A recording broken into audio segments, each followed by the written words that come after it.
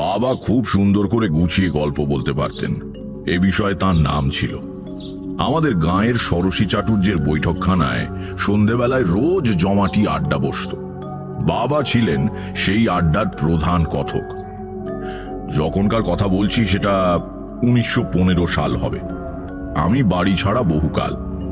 ইউরোপে প্রথম মহাসমর সবে শুরু হয়েছে। শ্রাবণ মাসের শেষ দিক। দিন তিনেক হলো অবিশ্রাম বৃষ্টি হয়ে চলেছে। আকাশে মেঘ থাকায় সন্ধে নেমেছে একটু তাড়াতাড়ি।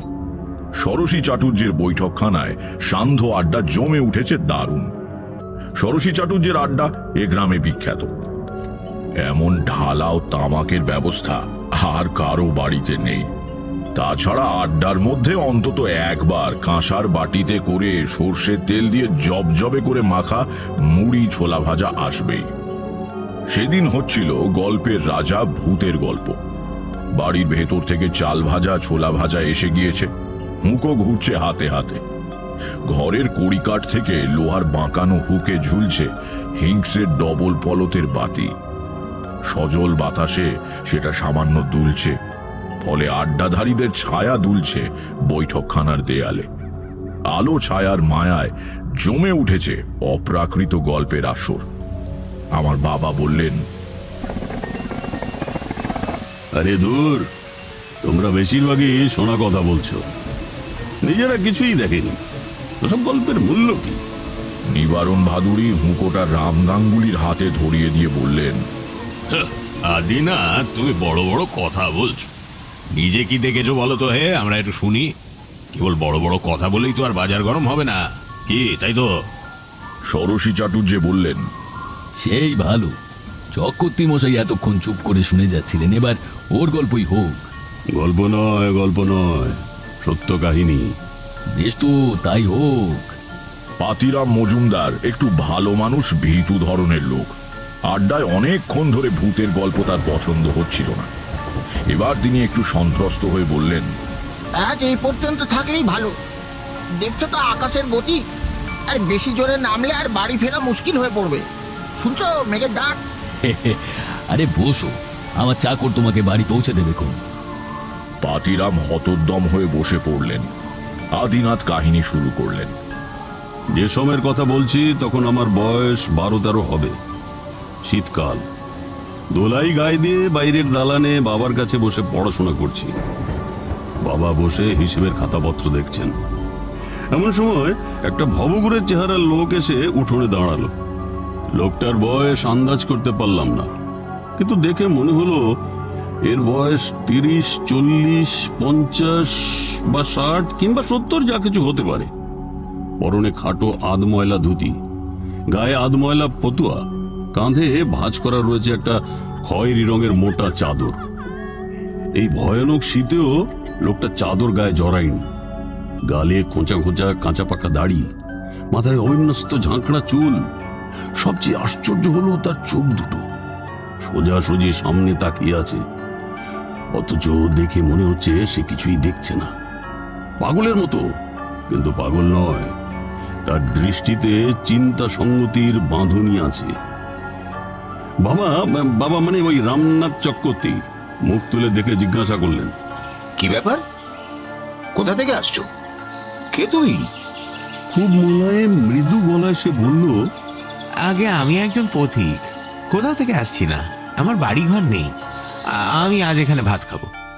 তার কথাগুলো অসংলগ্ন। হঠাৎ এইভাবে কেউ কারোর বাড়ি ভাত খেতে চায় নাকি? বাবা বললেন, তোমার নাম কি? এখন বাড়ি না থাকতে পারে, কিন্তু এক সময় তো ছিল মানুষ আকাশ থেকে পড়ে না। নিজের পরিচয়টা দাও। সে নিজের নাম বলল। বলল তার বাবা নাকি ছিলেন পণ্ডিত মানুষ, ঈশ্বরচন্দ্র সার্বভৌম। বাবা ছিলেন মানে কি? এখন তিনি কোথায়? সে ডানাতের তর্জনী উপরে তুলে দেখালো। বাবা লজ্জিত হয়ে বললেন, ও আচ্ছা আচ্ছা, ভয় নেই, আমি চোর ডাকাত না। না না, আমি তা মনে করিনি। আসলে তোমার কথাবার্তা একটু অদ্ভুত ধরনের কি না, তাই আর কি। উঠোনে নিমগাছতলার কুয়ো থেকে বালতি করে জল তুলে হাত মুখ ধুয়ে লোকটা এসে বারান্দায় উঠে বসলো। বাবা জিজ্ঞাসা করলেন, এখন কি কিছু খাবে? রাত্রিরে কোথায় ছিলে? সকালে উঠেই হাঁটছো বুঝি? বাবা কেন এই প্রশ্ন করলেন তা আবছা আবছা বুঝতে পারলাম। মাইল চারেক দূরে চাঁপা গাড়ি ছাড়া কাছাকাছি অন্য কোনো গ্রাম নেই। তারপরের গ্রাম ময়নাচাঁদা অনেক দূর। সকালে উঠে সেখান থেকে হেঁটে আসা সম্ভব নয়। লোকটা কি বলে বাবা দেখতে চাইলেন। সে সহজভাবে বলল, না, আমি এখন কিছু খাবো না, একেবারে দুপুরে ভাত খাবো। আর যদি থাকতে দেন তাহলে আজ রাত্রিটা থেকে যেতে পারি। এই ভিটেতে আসলে একটু স্বপ্ন দেখতে হবে কি না। কথাটা শুনে ভাবলাম লোকটা চোর ডাকাত না হতে পারে, কিন্তু পাগল নিশ্চয়। হ্যাঁ, স্বপ্ন দেখতে হবে মানে? রাগ করবেন না, আমার কথাবার্তা একটু পাগলাটে মতন, কিন্তু আমি লোকটা খারাপ নই। আচ্ছা, আপনাদের এই বাড়ির দক্ষিণ দিকের ভিত সামান্য নিচু, তা জানেন? সমস্ত বাড়িটা একটু কাত হয়ে আছে, উত্তরে উঠে দক্ষিণে ঝুঁকে। আর আপনাদের বাড়িতে শালিক বসে না, খেয়াল করেছেন কখনো? আপনি তো এ বাড়ির কর্তা, আপনার অনামিকা কিন্তু মধ্যমার চেয়ে বড়। এ বাড়ির প্রত্যেক বড় ছেলেরই তাই। কি ঠিক বলছি তো? আমি অবাক হয়ে গেলাম। সত্যি তো তাই।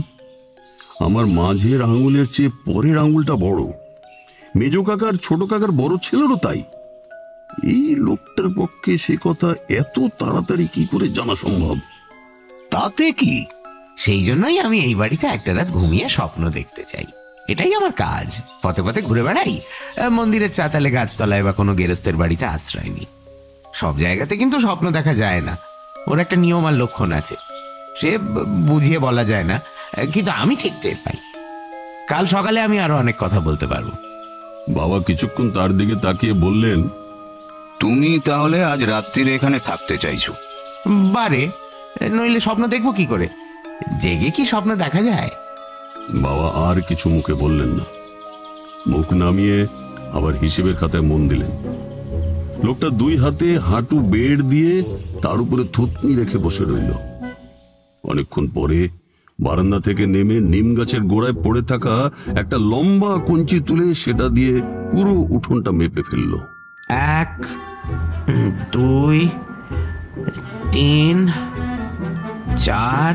তারপরে নিজের মনেই বিড়বিড় করে বলতে লাগলো, 38। 38 কেন? বাকি 4 কোথায় গেল? বাকি 4 না, তা কেমন করে হবে?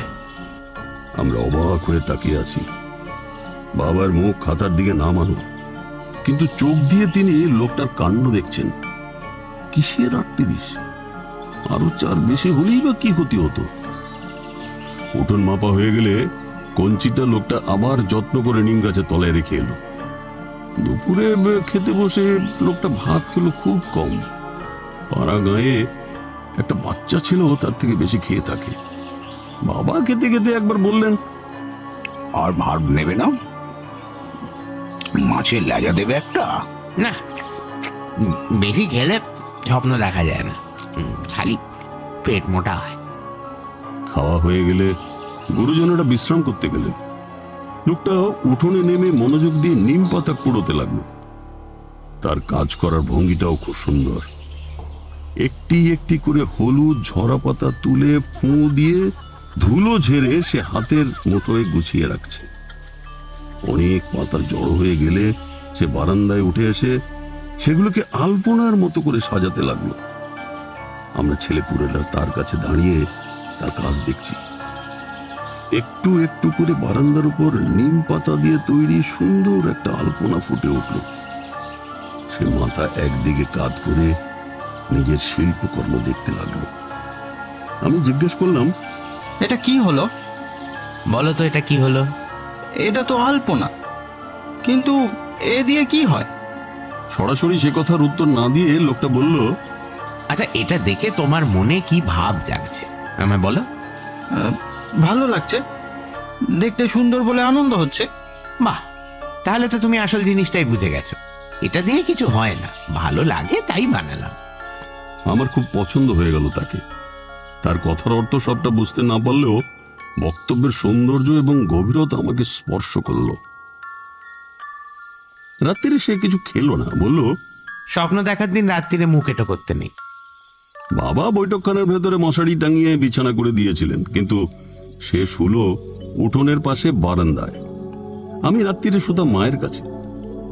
ভেতর বাড়ির সেই শোবার ঘরের জানলা দিয়ে নাট মন্দিরের ওপাশের বারান্দা বেশ কিছুটা দেখা যায়। অনেক রাত্রে ঘুম ভেঙে একবার তাকিয়ে দেখি নাট মন্দিরের ওধারটা যেন খুব হালকা নীল একটা আলোয় উদ্ভাসিত হয়ে রয়েছে। আমার চোখে তখন গভীর ঘুম লেগে আছে। খাটের ওদিকে ঘুমন্ত মায়ের গভীর নিঃশ্বাসের শব্দ শুনতে পাচ্ছি। ঝিমঝিম করছে দুপুর রাত। সেই আবছা চেতনার মধ্যেও অবাক হলাম কিসের আলো ওখানে। ওদিকে তো বারান্দায় সেই অতিথি শুয়ে আছে।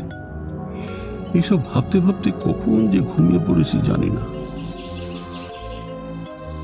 সকালবেলায় নাট মন্দিরে আসর বসলো ওই স্বপ্ন কাহিনী শোনার। মোটা মোটা থামের আড়ালে মা কাকিমারাও এসে দাঁড়িয়েছেন। স্বপ্ন দেখেছো তাহলে কাল রাত্রিরে? আগে হ্যাঁ, আমি জানতাম দেখতে পাবো। কি দেখলে? কর্তামশাই, প্রথমে একটা ভালো খবর বলি। আপনার এক ভাই ছোটবেলাতে বাড়ি থেকে পালিয়ে গিয়েছিল, ঠিক কিনা? হ্যাঁ, আমার সবচেয়ে ছোট ভাই 14 বছর বয়সে বাড়ি ছেড়ে চলে যায়। কিন্তু তুমি কিভাবে? স্বপ্নে দেখেছি।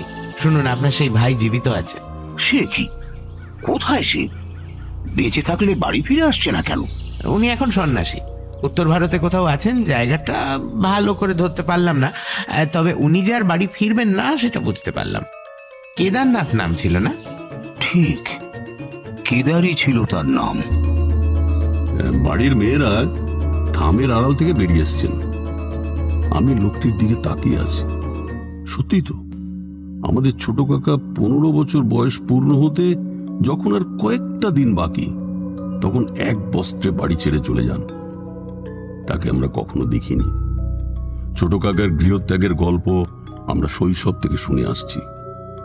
এর মধ্যে ঠাকুমাকে ধরে নিয়ে এসেছেন মেজ কাকিমা। রাম রাম রাম কই? অরাম, কে এসেছে? কি বলছে এরা? কি মা? এই যে আমি এখানে, কিন্তু তুমি কেন এখানে? মেজ বৌমা কি বলছে রাম? ছোটকুর খবর নাকি পাওয়া গেছে? মানে এই যে এই লোকটি বলছে ও কাল থেকে আমাদের বাড়ির অতিথি। ও নাকি স্বপ্ন দেখেছে ছোটকু বেঁচে আছে, ভালো আছে। তুমি দাঁড়িয়ে কাঁপছো কেন? বসো বসো এখানে। তুমি তুমি কি বাবা? মা, আমিও আপনার একটা ছেলে। তুমি জানতে পেরেছো ছোটকু বেঁচে আছে, ভালো আছে? হ্যাঁ মা। কি করে জানলে? মা, আমি ঠক জোচ্চর কিংবা ধর্মের ব্যবসাদার হলে বলতাম বিশেষ ক্ষমতায় ডাকিনী যোগিনীকে বশ করে বা নানান রকম কঠিন প্রক্রিয়া করে জেনেছি। এবার এত টাকা দিন, তাহলে যাগযজ্ঞ করে সে ছেলেকে ফিরিয়ে আনবো। কিন্তু আপনাকে বাজে কথা বলবো না মা, ওসব কিছুই আমি জানি না। আমার একটা জন্মগত ক্ষমতা আছে, আমি স্বপ্নে অনেক কিছু দেখতে পাই। কাল রাত্রিরে এ বাড়িতে ঘুমিয়ে স্বপ্নে দেখে জানলাম আপনার ছোট ছেলের কথা। সে সে ফিরবে না বাবা? না মা, আর কেনই বা ফেরাবেন? তিনি ভালো আছেন, সন্ন্যাস গ্রহণ করে ঈশ্বরের আরাধনা করছেন। জানেন মা, হিন্দু ধর্মে বলে কোনো বংশের ছেলে সন্ন্যাসী হয়ে গেলে সেই বংশ পবিত্র হয়ে যায়। আনন্দ করুন মা, ছেলের গৌরবে আনন্দ করুন। বাবা, যদি আমার ছোটকু ভালো থাকে, শান্তি পেয়ে থাকে, তাহলে সে নাই বা ফিরলো, তার সুখেই আমার সুখ। তুমি এটুকু খবর যে দিলে, তার জন্য ভগবান তোমার মঙ্গল করুন। তুমি আমাকে মা বলে ডাকলে আমি আমি তোমাকে আশীর্বাদ করছি। মা, আপনি দেখবেন আপনার ছেলেকে? আমি দেখাতে পারি, কিন্তু কথা দিন তাকে ফিরে আসার জন্য আদেশ করবেন না। তাহলে হয়তো সে ফিরে আসবে, কিন্তু তার এতদিনের সাধনা নষ্ট হয়ে যাবে। জগতে মাতৃশক্তি একটা বিরাট শক্তি, কেউ তাকে লঙ্ঘন করতে পারে না। কথা দিন। দেখো ভাই, এটা একটু বাড়াবাড়ি হয়ে যাচ্ছে। মাকে সরল মানুষ পেয়ে তুমি। তুই থাম দেখি। বাবা বাবা, আমি কথা দিলাম, আমাকে আমাকে কি করতে হবে তুমি বলো। কিচ্ছু না, আপনি এখানে বসুন। মার মেজ কাকিমা তাকে ধরে আস্তে করে ঠাকুর দালানের মেঝেতে বসিয়ে দিলেন। সামনে বসে লোকটা ঠাকুমার হাত আলতো করে ছুঁয়ে বলল, এবার আমার দিকে তাকান। হ্যাঁ, মন শক্ত করুন মা, একদম হালকা করে দিন। সোজা আমার চোখের দিকে দেখুন, একদম সোজা। কি বলবো ভাইয়া, তখন 7 সকাল, আমরা অতগুলো লোক দাঁড়িয়ে, আমাদের সামনে ঠাকুমা ধীরে ধীরে ঘুমিয়ে পড়লেন। মাথা হেলে পড়ল না, শরীর কাঁতো হলো না, কেবল চোখ দুটো আস্তে আস্তে বুঝে এলো। সুন্দর সমাহিত মুখ, যেন ধ্যান করছেন। লোকটা এক দৃষ্টে তার দিকে তাকিয়ে আছে। তারও দেহ নিস্পন্দ, সমস্ত শরীরে দৃঢ় একাগ্রতার ভঙ্গি। দেখলাম ঠাকুরমার মুখে সূক্ষ্ম একটা হাসি ফুটেছে। বাচ্চারা ঘুমিয়ে স্বপ্ন দেখলে ঠিক অমন করে হাসে। 2-4 মিনিট হাসিটা রইল, তারপর ধীরে ধীরে মিলিয়ে গেল। ঠাকুমা আবার শান্ত, সমাহিত, বাহ্যিক কোনো আবেগ শূন্য। লোকটা মৃদু গলায় ডাকলো, মা, এবার জাগুন, দেখা হয়েছে তো, এবার তাকান। আস্তে আস্তে ঠাকুমা চোখ খুললেন, যেন একটু অবাক হয়ে চারিদিকে তাকালেন। কোথায় রয়েছে বুঝতে না পারলে মানুষ যেভাবে তাকায়। তারপর সামনের লোকটিকে দেখে তার মুখ খুশিতে উজ্জ্বল হয়ে উঠল। হয়েছে মা? হ্যাঁ বাবা, হয়েছে হয়েছে। কি দেখলে মা? ছোটকুকে দেখতে পেলে? সে কথার উত্তর না দিয়ে বৌমাদের বললেন তাকে ঘরে দিয়ে আসতে। 2 পা গিয়ে পিছন ফিরে তাকালেন ঠাকুমা। লোকটির দিকে তাকিয়ে স্পষ্ট গলায় বললেন, আমি কিছুটা বুঝতে পেরেছি তুমি কে। আবার এসো, হ্যাঁ? মাঝে মাঝে এসো বাবা। আসবো মা, মাঝে মাঝে আসবো। ঠাকুমা চলে গেলে বাবা বললেন, এ কি উৎপাত! কি চাও তুমি? তুমি কে? আমি একজন সাধারণ মানুষ, পথে ঘাটে ঘুরে বেড়াই। আপনি কি আমাকে অবিশ্বাস করছেন? আমি তো আপনার কাছে কিছু চাইনি, কেবল এক রাত্রির আশ্রয় ছাড়া। মাকে তুমি কি দেখালে? মাও তোমাকে কি বলে গেলেন বুঝলাম না। এর মানে কি? কিছুই না, উনি বুড়ো মানুষ, ছেলে নিরুদ্দেশ হয়ে যাওয়ায় ওর মনে দুঃখ রয়েছে। সে দুঃখ মা ছাড়া কেউ বোঝে না। ওকে যদি একটু আনন্দ আর স্বস্তি দিতে পেরে থাকি, তাতে কি ক্ষতি হয়েছে বলুন? তা নয়, কিন্তু মাকে কেন হঠাৎ, মানে বলছি যে। হঠাৎ তো নয়, কারণ আছে। বললে যদি রাগ না করেন তাহলে বলতে পারি। বলো। রাগ করার মতো কথা নিশ্চয়ই বলবে না। আপনার মা আর বেশি দিন বাঁচবেন না। সে তো জানা কথাই, উনি বুড়ো হয়েছেন, 85 বছর বয়স। এটা আর তুমি নতুন কথা কি বললে? আজ পৌষ মাসের 3 তারিখ, এই ফাল্গুন মাসের 15ই শুক্ল ত্রয়োদশীর দিন সকালে উনি চলে যাবেন। ছেলের খবর জানতে পারলেন না, এই কষ্ট নিয়ে যেতেন, তাই ওকে একটু আনন্দ দিয়ে গেলাম। তুমি তো অদ্ভুত লোক, আমার বাড়িতে অতিথি হয়ে আমারই মায়ের মৃত্যুর কথা বলছো। জানো, তোমাকে আমি ইচ্ছে করলে। ওই দেখুন, আপনি রাগ করবেন না বলে কথা দিয়েও রাগ করছেন। কিন্তু আপনাদের সবাইকে রেখে ভগবানের নাম করতে করতে মা পুণ্যবতীর মতো চলে যাবেন, এর চেয়ে ভালো আর কি হতে পারে? দেহ ধারণ করলে একদিন ছেড়ে যেতে হয়, কেউই চিরজীবী না। আর আমার এই কথা যদি না ফলে তাহলে তো ভালোই, প্রাণ ভরে আমাকে তখন গালাগাল দেবেন। তুমি আমাকে দেখাতে পারো? আমি যদি ছোটকুকে দেখতে পাই তাহলে বিশ্বাস করি। পারো দেখাতে? আপনাকে বিশ্বাস করাবার কোনো দায় আমার নেই। আপনি আমাকে অবিশ্বাস করলে তাতে আমার কিছু এসে যাবে না।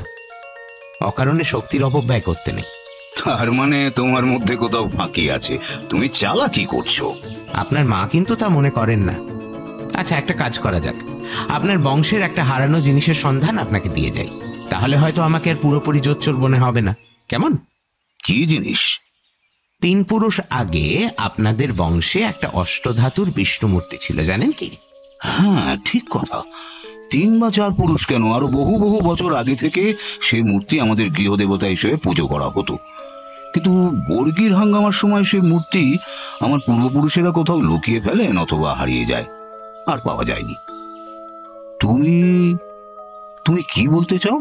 আমি জানতে পেরেছি সে মূর্তি কোথায় আছে। আপনার লোকেদের কাউকে একটা বলুন, একটা শাবল নিয়ে আমার সঙ্গে আসতে। আপনারাও আসুন। ঠাকুর দালান থেকে নেমে দেউরির ভেতর দিয়ে লোকটি উঠোনে গিয়ে নামলো। পেছনে পেছনে বাড়ির সবাই মিছিল করে চললাম। সে এমন ভাবে হাঁটছে যেন সে একেবারে নিশ্চিতভাবে জানে কোথায় যেতে হবে। বাড়ির উত্তর দিকের ভিতের কোণায় এসে থামল। গদাধর নামে আমাদের একজন কর্মচারীর হাতে ছিল শাবল। সে তাকে বলল, এইখানে ভিত খোঁড়ো। মাটি কতটা খুঁড়তে হবে? মাটি নয়, দেওয়ালের গা থেকে 3-4টে ইট খসাতে হবে, এই এই জায়গায়। সে কি কথা? ভিতের ইট খসালে বাড়ির ক্ষতি হবে না? কিচ্ছু হবে না, কয়েকটা ইট মাত্র। কালই রাজমিস্ত্রিকে ডেকে গাঁথিয়ে নেবেন। কিন্তু এখানটাতেই খুঁড়তে হবে কেন? কারণ এ বাড়ি উত্তরে উঁচু, আর এইখানে উত্তরের ভিতের শেষ। এখানে শ্রী বিষ্ণু রয়েছেন বলে এদিকটা সময়ের সঙ্গে সঙ্গে মাটিতে বসে যায়নি। জানেন তো যে জমির ওপর বাড়ি তৈরি তার রকম অনুযায়ী 50, 100 কি 150 বছরের ভিত সামান্য কিছুটা বসে যায়। আপনাদের বাড়িতেও তাই হয়েছে, কেবল বিষ্ণুর অধিষ্ঠানের জন্য উত্তর দিক সামান্য উঁচু। তাছাড়া তখন মাপলাম 42 হাত হলো না তো, সদর দরজা থেকে 38 হাত মাত্র। তাই এখানেই নিশ্চয়ই থাকবে, না হলে আরো 4 হাত ওদিকে হতো। তুমি কি মাঝে মাঝে বলো, তার কোনো মানে হয় না। কিসের 4 হাত কম? ও একটা হিসেব, আপনাকে বোঝাতে পারবো না। নিন, শুরু করতে বলুন। ভিতে প্রথমে শাবলের ঘা পড়তেই আমরা সবাই ঘন হয়ে ভিড় করে গদাধরকে ঘিরে দাঁড়ালাম। গদাধর আলতো করে গাঁথুনির জোর আলগা করছে, আর আমরা রুদ্ধ নিঃশ্বাসে অপেক্ষা করে আছি।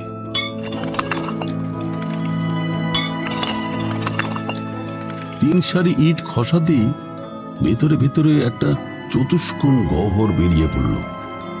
শাবল রেখে তার মধ্যে হাত গুলিয়ে গদাধর বের করে আনলো অপূর্ব সুন্দর গঠনের এক দেবমূর্তি।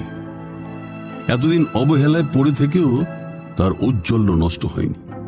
প্রায় 1 হাত লম্বা বিগ্রহ, মাথায় ছত্র, মুখে হাসি।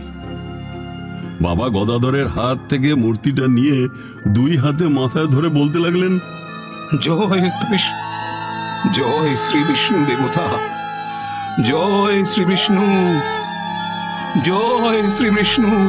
কাকারাও তার সঙ্গে বলতে লাগলেন, জয় জয়। কাকিমারা উলু দিয়ে উঠলেন। বাবা বিষ্ণু মূর্তি মাথায় করে বাড়ির মধ্যে নিয়ে চললেন। সেটি তখনকার মতো ঠাকুর ঘরে রাখবার জন্য পাঠিয়ে দেওয়া হলো। মেয়েরা ভিতরে চলে গেলেন। অমরের হাত ধরে বাবা বললেন, ভাই, তুমি আমাকে মার্জনা করো। জানি না তুমি কে, কোথা থেকে এসেছ, জানতেও চাই না। তোমার আশ্চর্য ক্ষমতার কথা আমি স্বীকার করলাম। যদি খারাপ ব্যবহার করে থাকি তা মনে রেখো না। সকলের অনুরোধেও লোকটি সেদিন আর থাকতে রাজি হলো না। বাবা শেষে বললেন, তাহলে কি এই ধরে নেব যে তুমি আমাকে মার্জনা করলে না? ছি, ও কথা বলবেন না। আমি এইরকমই ভবঘুরে ধরনের, এক জায়গায় 2 দিন থাকতে ভালো লাগে না। তবে একটা কথা বলে যাই, আপনাদের বংশ খুব পবিত্র এবং ঈশ্বরের আশীর্বাদ ভূত বংশ। এক পুরুষ বাদ দিয়ে এই বংশে একজন করে সাধক জন্মগ্রহণ করবেন। আপনার ভাই তো সন্ন্যাসী হয়ে গিয়েছেন, এর পরের পুরুষ নয়। এখন যারা ছোট, এদের মধ্যে কারোর সন্তান অলৌকিক ক্ষমতা নিয়ে জন্মাবে। সংসারে থেকেও সংসারী হবে না। আপনি তার জন্ম বৃদ্ধ বয়সে দেখে যেতে পারবেন। কি করে বুঝবো সে কে? তার জন্মের সময় আকাশে এক আশ্চর্য নীল উল্কাপাত হবে। নীল রঙের আলোয় ভরে যাবে চারিদিক।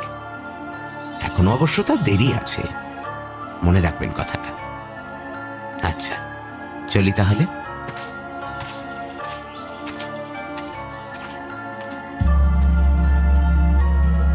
উঠোন পেরিয়ে সদর দরজা পেরিয়ে সে চলে গেল। সঙ্গে সে একটা রহস্যের পরিবেশ নিয়ে এসেছিল। সে চলে যাওয়ার পরও সেটা কিন্তু থেকে গেল। 15ই ফাল্গুন সকাল থেকে বাড়ির সবাই ঠাকুমার দিকে সতর্ক নজর রেখে বসে রইল। তার ভবিষ্যৎবাণী তাকে কেউ জানায়নি। তিনি ঘুম থেকে উঠে স্নান সেরে বাগানে ঘুরে ঘুরে ঠাকুর পুজোর জন্য ফুল তুললেন। তারপরে পুজোয় বসলেন। পুজো হয়ে গেলে উপুর হয়ে গৃহদেবতাকে প্রণাম করলেন এবং আর উঠলেন না। প্রণামরত অবস্থায় তার মৃত্যু হল।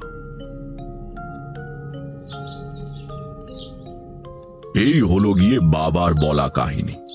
এই লম্বা কাহিনী একটানা বলে বাবা একটু থামলেন। বর্ষণমুখর রাত্রির জল ভেজা বাতাস ক্রমাগত দুলিয়ে চলেছে ষোড়শী চাটুর্যের বৈঠকখানার ঝুলন্ত লণ্ঠনটা। সেই সঙ্গে দেয়ালে নড়ছে ঘরে বসে থাকা মানুষদের ছায়া। আড্ডায় মাঝে মাঝে একটা সময় আসে যখন হঠাৎ সবাই একসঙ্গে চুপ হয়ে যায়। জমাট গল্পেরও একটা মহিমা আছে। সে গল্প সত্য, মিথ্যা বা অবিশ্বাস্য যাই হোক না কেন, ভালো করে বলতে পারলে শ্রোতারা মুগ্ধ হয়। ষোড়শী চাটুর্য বললেন,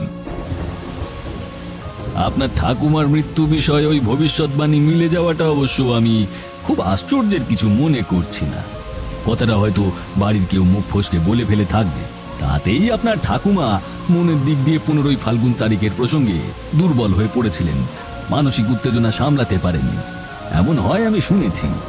কিন্তু হারিয়ে যাওয়া বিষ্ণু মূর্তি ফিরে পাওয়াটা ব্যাখ্যা করা কঠিন।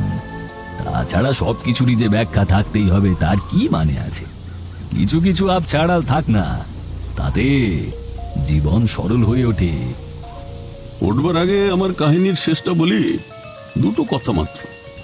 যে ছেলেটি বিষ্ণু মূর্তি খুঁজে দিয়ে গিয়েছিল তার তৃতীয় ভবিষ্যৎবাণীটাও যে সত্যি, সেটা আমরা বুঝতে পেরেছিলাম অনেক পরে। সে বলেছিল আমাদের বংশে একজন অদ্ভুত চরিত্রের উদাসীন সাধকের জন্ম হবে। সংসারী হয়েও সে বৈষয়িক হবে না। কবে, কোথায়, কার ঘরে তার জন্ম হবে সেটাই কেবল সে বলেনি। শুধু বলেছিল এই শিশুর জন্মের মুহূর্তে আশ্চর্য এক নীল উল্কাপাত হবে আকাশে। তা দেখলে আমরা বুঝতে পারব। বহুদিন পরে, তখন ছোটবেলার এ কাহিনী প্রায় ভুলেই গেছি। আমার তৃতীয় ছেলের জন্মের সময় আকাশের এক প্রান্ত থেকে অন্য প্রান্ত পর্যন্ত বিশাল নীল রঙের আলো চড়ানো উল্কা ছুটে গেল। দাই আতুর ঘর থেকে উঠোন পেরিয়ে গরম জল আনতে যাচ্ছিল ভেতর বাড়িতে। তার চিৎকারে সকলে উঠোনে বেরিয়ে এসে দৃশ্যটা দেখলাম। সচরাচর অতক্ষণ ধরে উল্কা জ্বলতে জ্বলতে অতটা আকাশ পার হয় না। সেই আলো মিলিয়ে যাওয়ার সঙ্গে সঙ্গে আমার ছেলের জন্ম।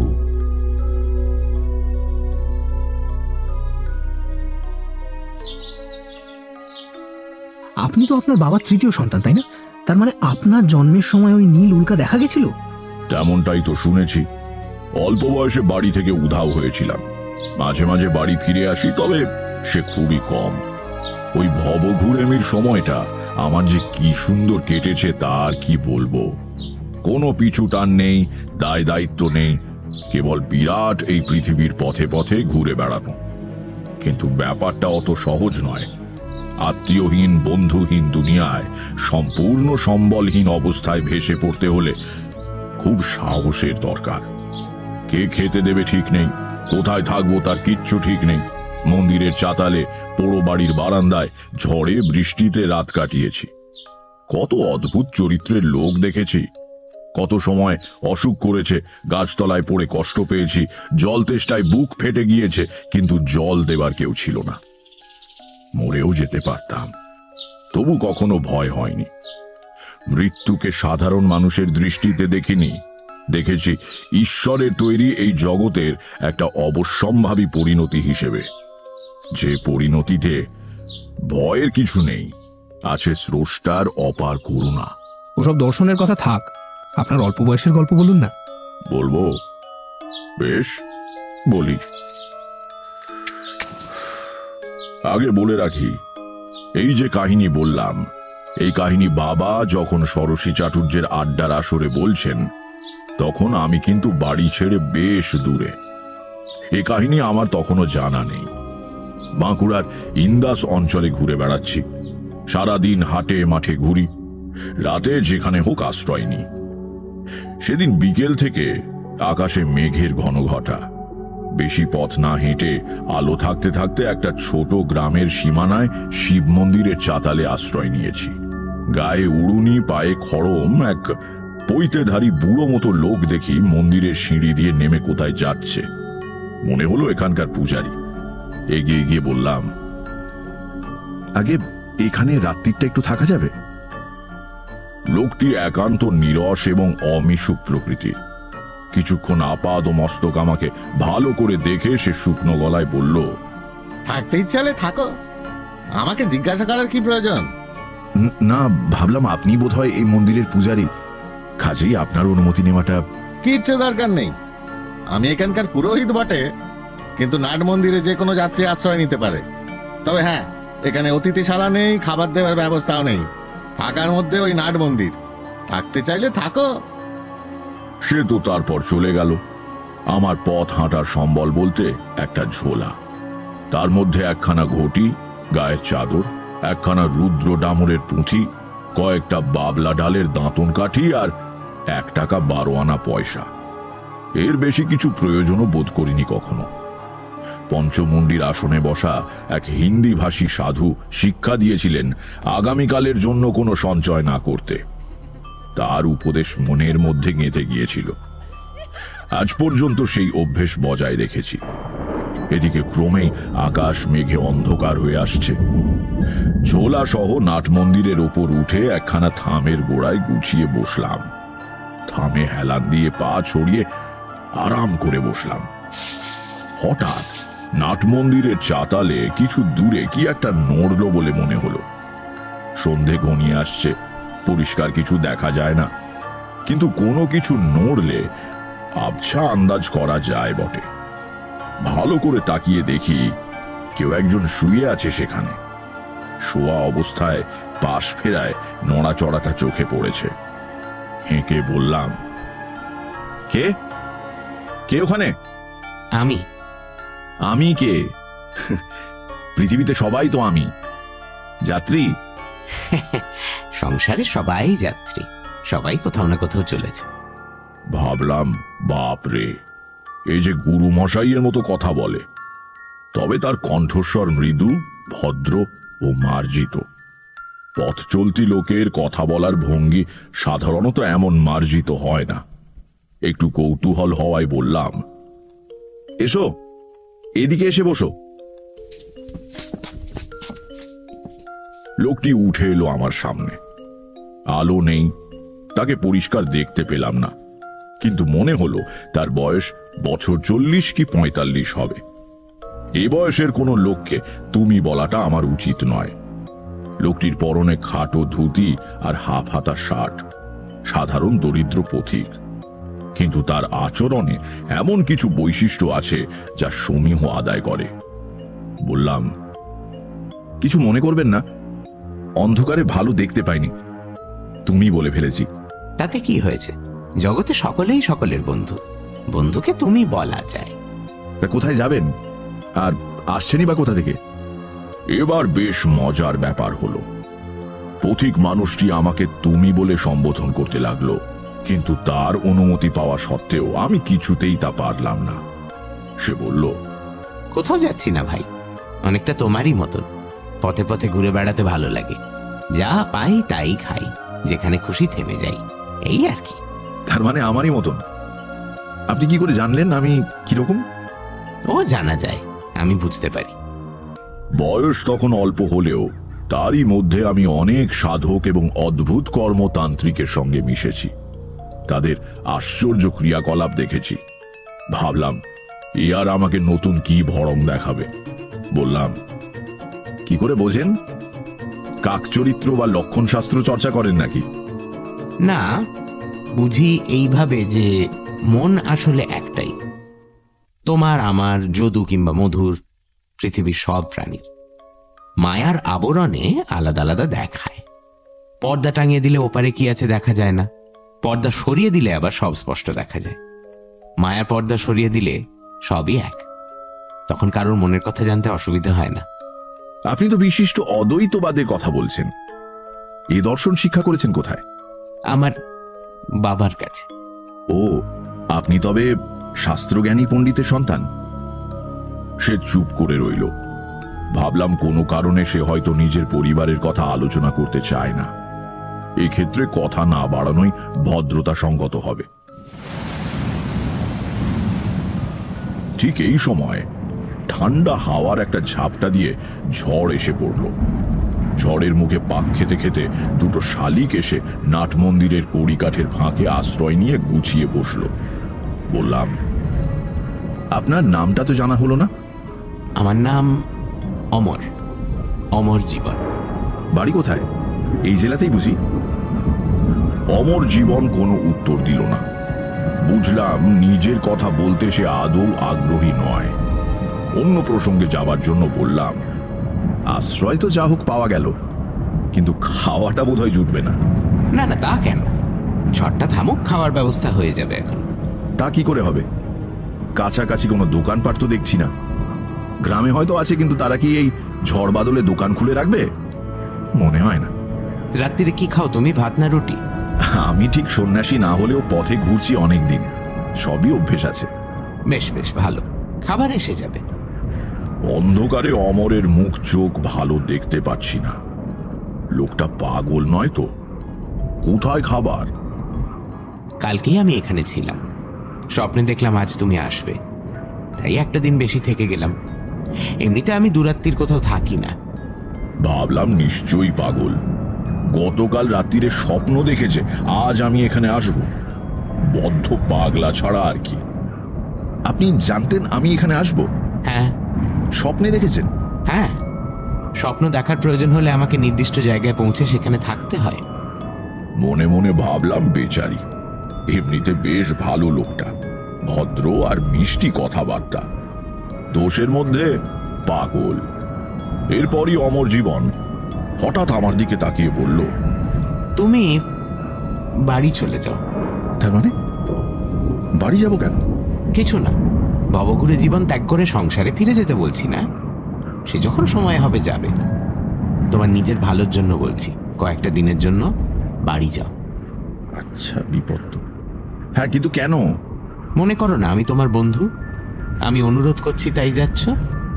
তার কথাগুলো একটু কেমন কেমন, কিন্তু গলার স্বরে একটা ব্যক্তিত্বপূর্ণ দৃঢ়তা আছে। তার কথা মনোমতো না হলেও অকস্মাৎ উড়িয়ে দেওয়া যায় না। তখনকার মতো তাকে শান্ত করার জন্য বললাম, আচ্ছা আচ্ছা, সে দেখা যাবে। ক্ষণ বিড়ি চলে? সব চলে, আছে, দাও। তাকে দিয়ে নিজে একটা বিড়ি নিলাম।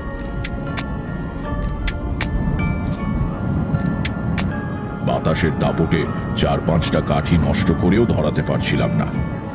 অমর হাত বাড়িয়ে বলল, আমাকে দাও দেখি। তারপর দেশলাইটা হাতে নিয়ে অদৃশ্য কার দিকে যেন ধমক লাগালো।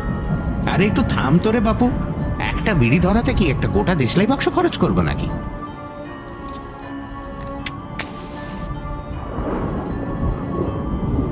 কাকতালীয় কিনা জানি না, হাওয়ার ঝাপটা সামান্য কয়েক মুহূর্তের জন্য কমে গেল। ঝড় চলতে চলতে এরকম অবশ্যই হয়, তবু মনে রেখাপাত করলো জিনিসটা। দেশলাই ফেরত দিয়ে অমর বলল, সবকিছুর ব্যাখ্যা চাইতে নেই, ব্যাখ্যা হয়ও না। তার চেয়ে সরল বিশ্বাস অনুযায়ী কাজ করা ভালো, আদেশ পেলে পালন করা ভালো।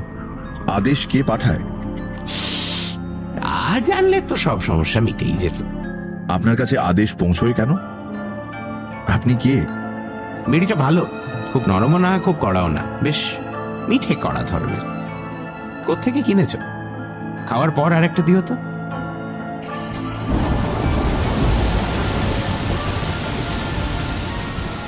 ঝড় থেমে গিয়ে বৃষ্টি নামল। চলল বেশ কিছুক্ষণ।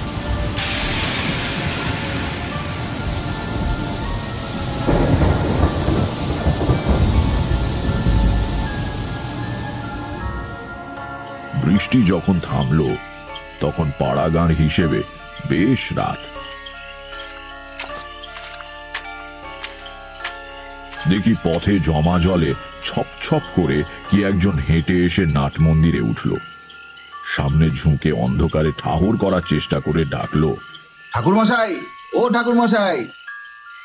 এই যে আমি এখানে, দাও। কাছে আসার পর দেখলাম লোকটির হাতে একটা বড় শালপাতার ঠোঙা। সে ঠোঙাটা অমরের দিকে দিতে দিতে আমাকে দেখে বলল, আর এক মূর্তি এসে দেখছি, তা হয়ে যাবে ক্ষণ দুজনে। দাঁড়াও, খাবার জল দিয়ে যাই। নতুন লোক জল আনতে গেলে পুকুর ঘাটে আচার খাবে। মন্দিরের চাতালে রাখা একটা মাটির কলসি নিয়ে লোকটি অন্ধকারে কোথায় চলে গেল। অমর বলল, মন্দিরের পেছনেই একটা পুকুর আছে, সেখানে গেল জল আনতে। ভালো পরিষ্কার জল, খাবার ব্যবস্থা হয়ে যাবে বলেছিলাম, তো খাবার তো এসে গেল। এর ভেতর কিন্তু অলৌকিক কিছু নেই। এই লোকটির একটি ময়রার দোকান আছে গ্রামে, গতকালও আমাকে খাবার দিয়ে গিয়েছিল। অতিথি সেবা করতে ভালোবাসে। পয়সা দিতে চেয়েছিলাম, নেয়নি। আজকের খাবারও দিতে বলা ছিল। যা খাবার দেয় তা আমি একা খেতে পারি না, আজও দুজনের হয়ে যাবে। এখন দেখি কি দিয়েছে। শালপাতার ঠোঙা খুলে দেখা গেল ভেতরে গোটা 15 বড় মাপের পুরি, আলুর তরকারি আর অনেকখানি মোহনভোগ। দেশি ঘি দিয়ে তৈরি, দারুণ গন্ধ বেরুচ্ছে। তখনও গায়ের দিকে খাবারে ভেজাল দেওয়ার কথা কেউ ভাবতে পারত না।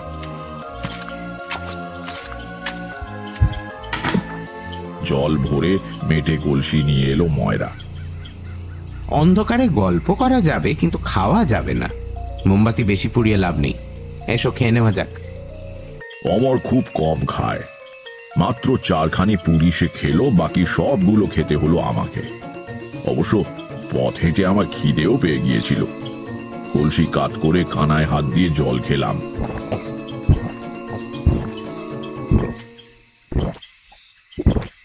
তারপর মোমবাতি নিভিয়ে দিয়ে অমর বলল, এসো এইবার গল্প করি। অন্ধকারের ভেতর থেকে তার কণ্ঠস্বর ভেসে আসতে লাগলো। কত গল্প সে শোনালো সারা রাত ধরে। তেমন কথা আমি কারো কাছে কখনো শুনিনি। যেন অচেনা ভাষায়, অচেনা সুরে অদ্ভুত গান শোনাচ্ছে কেউ।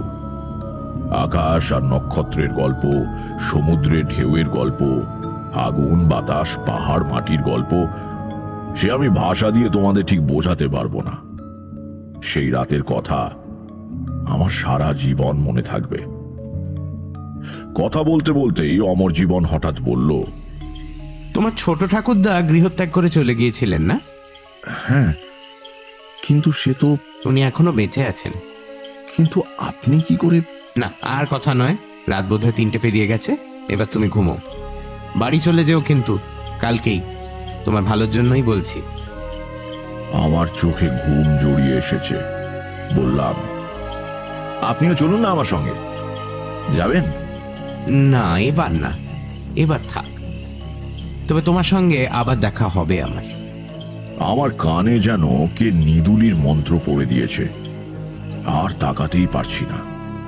ঘুম ঘুম। যখন ঘুম ভাঙলো তখন রোদ্দুর উঠে গিয়েছে। গতকাল রাত্রির মেঘ বৃষ্টির চিহ্ন নেই কোথাও। ঝকঝক করছে দিনের আলো। পাশে কিন্তু অমর জীবন নেই। তার ঝোলাঝুলি সহ কখন সে চলে গিয়েছে কে জানে।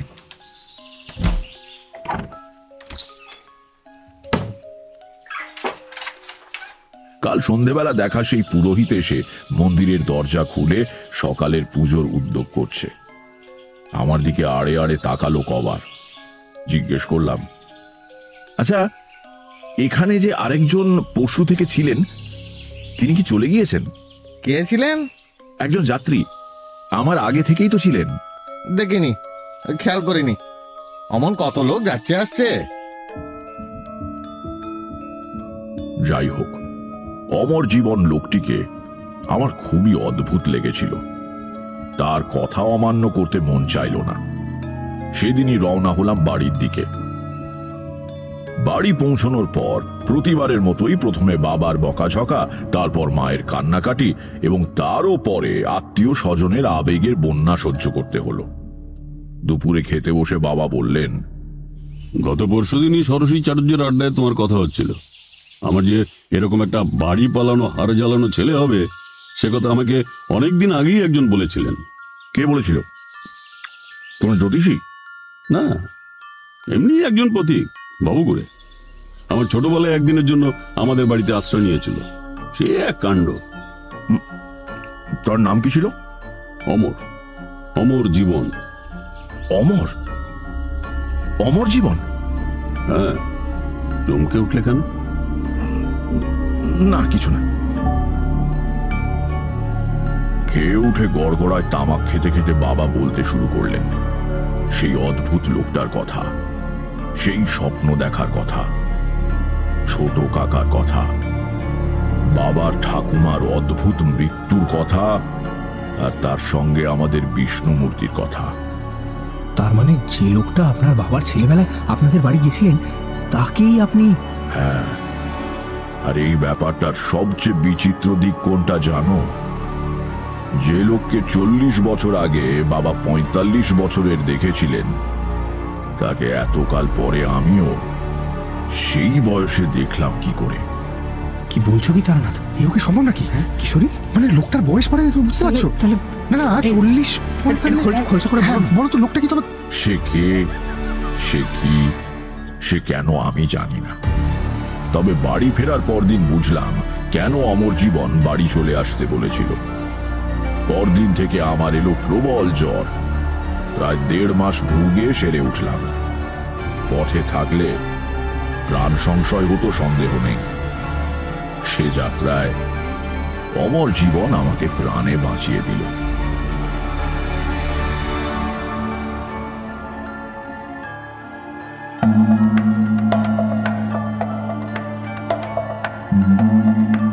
সানডে সাসপেন্সে আজ শুনলেন তারাদাস বন্দ্যোপাধ্যায়ের লেখা তারানাথ তান্ত্রিকের গল্প অমর জীবন।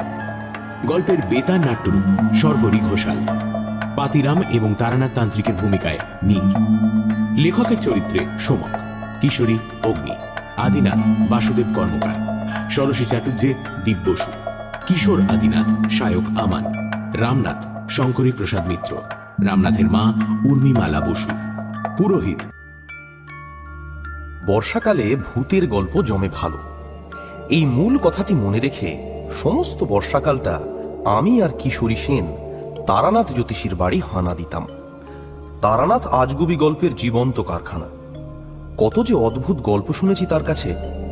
মজা এই, মঠ লেনে তারানাথের বাড়ির বৈঠকখানায় তক্তাপোষের ওপর বসে সেসব কাহিনী শোনার সময় মনে কখনো কোনো সংশয় জাগত না। বৃষ্টির দিন, বাইরে মঠলেন জলে ভেসে যাচ্ছে, আর ভেতরে আমরা মুগ্ধ হয়ে গল্প শুনে যাচ্ছি। কিন্তু পরের দিন সকালে অফিসে গিয়ে খাতায় সই করে কাজ শুরু করার সঙ্গে সঙ্গে গত দিনের বিশ্বাসের ভিত নড়ে যেত। কলেজে আইএ পড়ার সময় কোলরিজের rime of the ancient mariner পাঠ্য ছিল। অধ্যাপক উইলিং সাসপেনশন অফ ডিসবিলিফ বলে একটা সাহিত্যিক জাদুর কথা বলেছিলেন। অপ্রাকৃত কাহিনী পড়ার আগে পাঠক মনকে প্রস্তুত করে নেয়, তার অবিশ্বাসকে সাময়িকভাবে মুলতুবি রাখে। তারানাথের গল্প শোনার সময়ও তাই হতো। যে গল্প বলতে যাচ্ছি সেটাও শুনেছিলাম বৃষ্টির দিনে, তবে বর্ষাকালে নয়, একেবারে খাস বসন্তে। সে বছর দোলের পরদিন রবিবার পড়ায় পরপর 2 দিন ছুটি পাওয়া গেল। দোলের দিন বিকেল থেকে আকাশে মেঘ ঘনিয়ে এলো, রোদ্দুর মুছে গিয়ে ঠান্ডা ঠান্ডা এলোমেলো বাতাস বইতে শুরু করলো।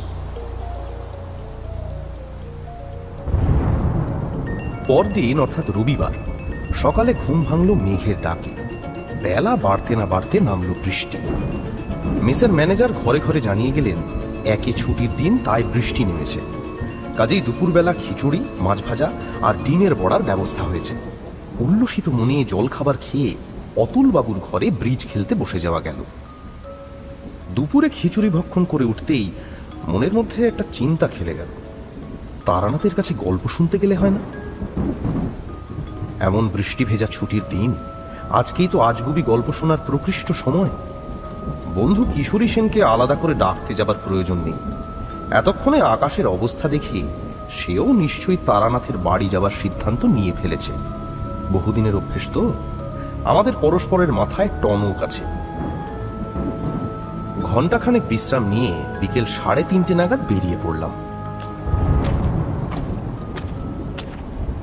মঠ লেনের মুখে এসে কিশোরীর সঙ্গে দেখা। মোড়ের মাথায় পানের দোকান থেকে সে তারানাথকে দেবে বলে পাসিং শো সিগারেটের প্যাকেট কিনছে।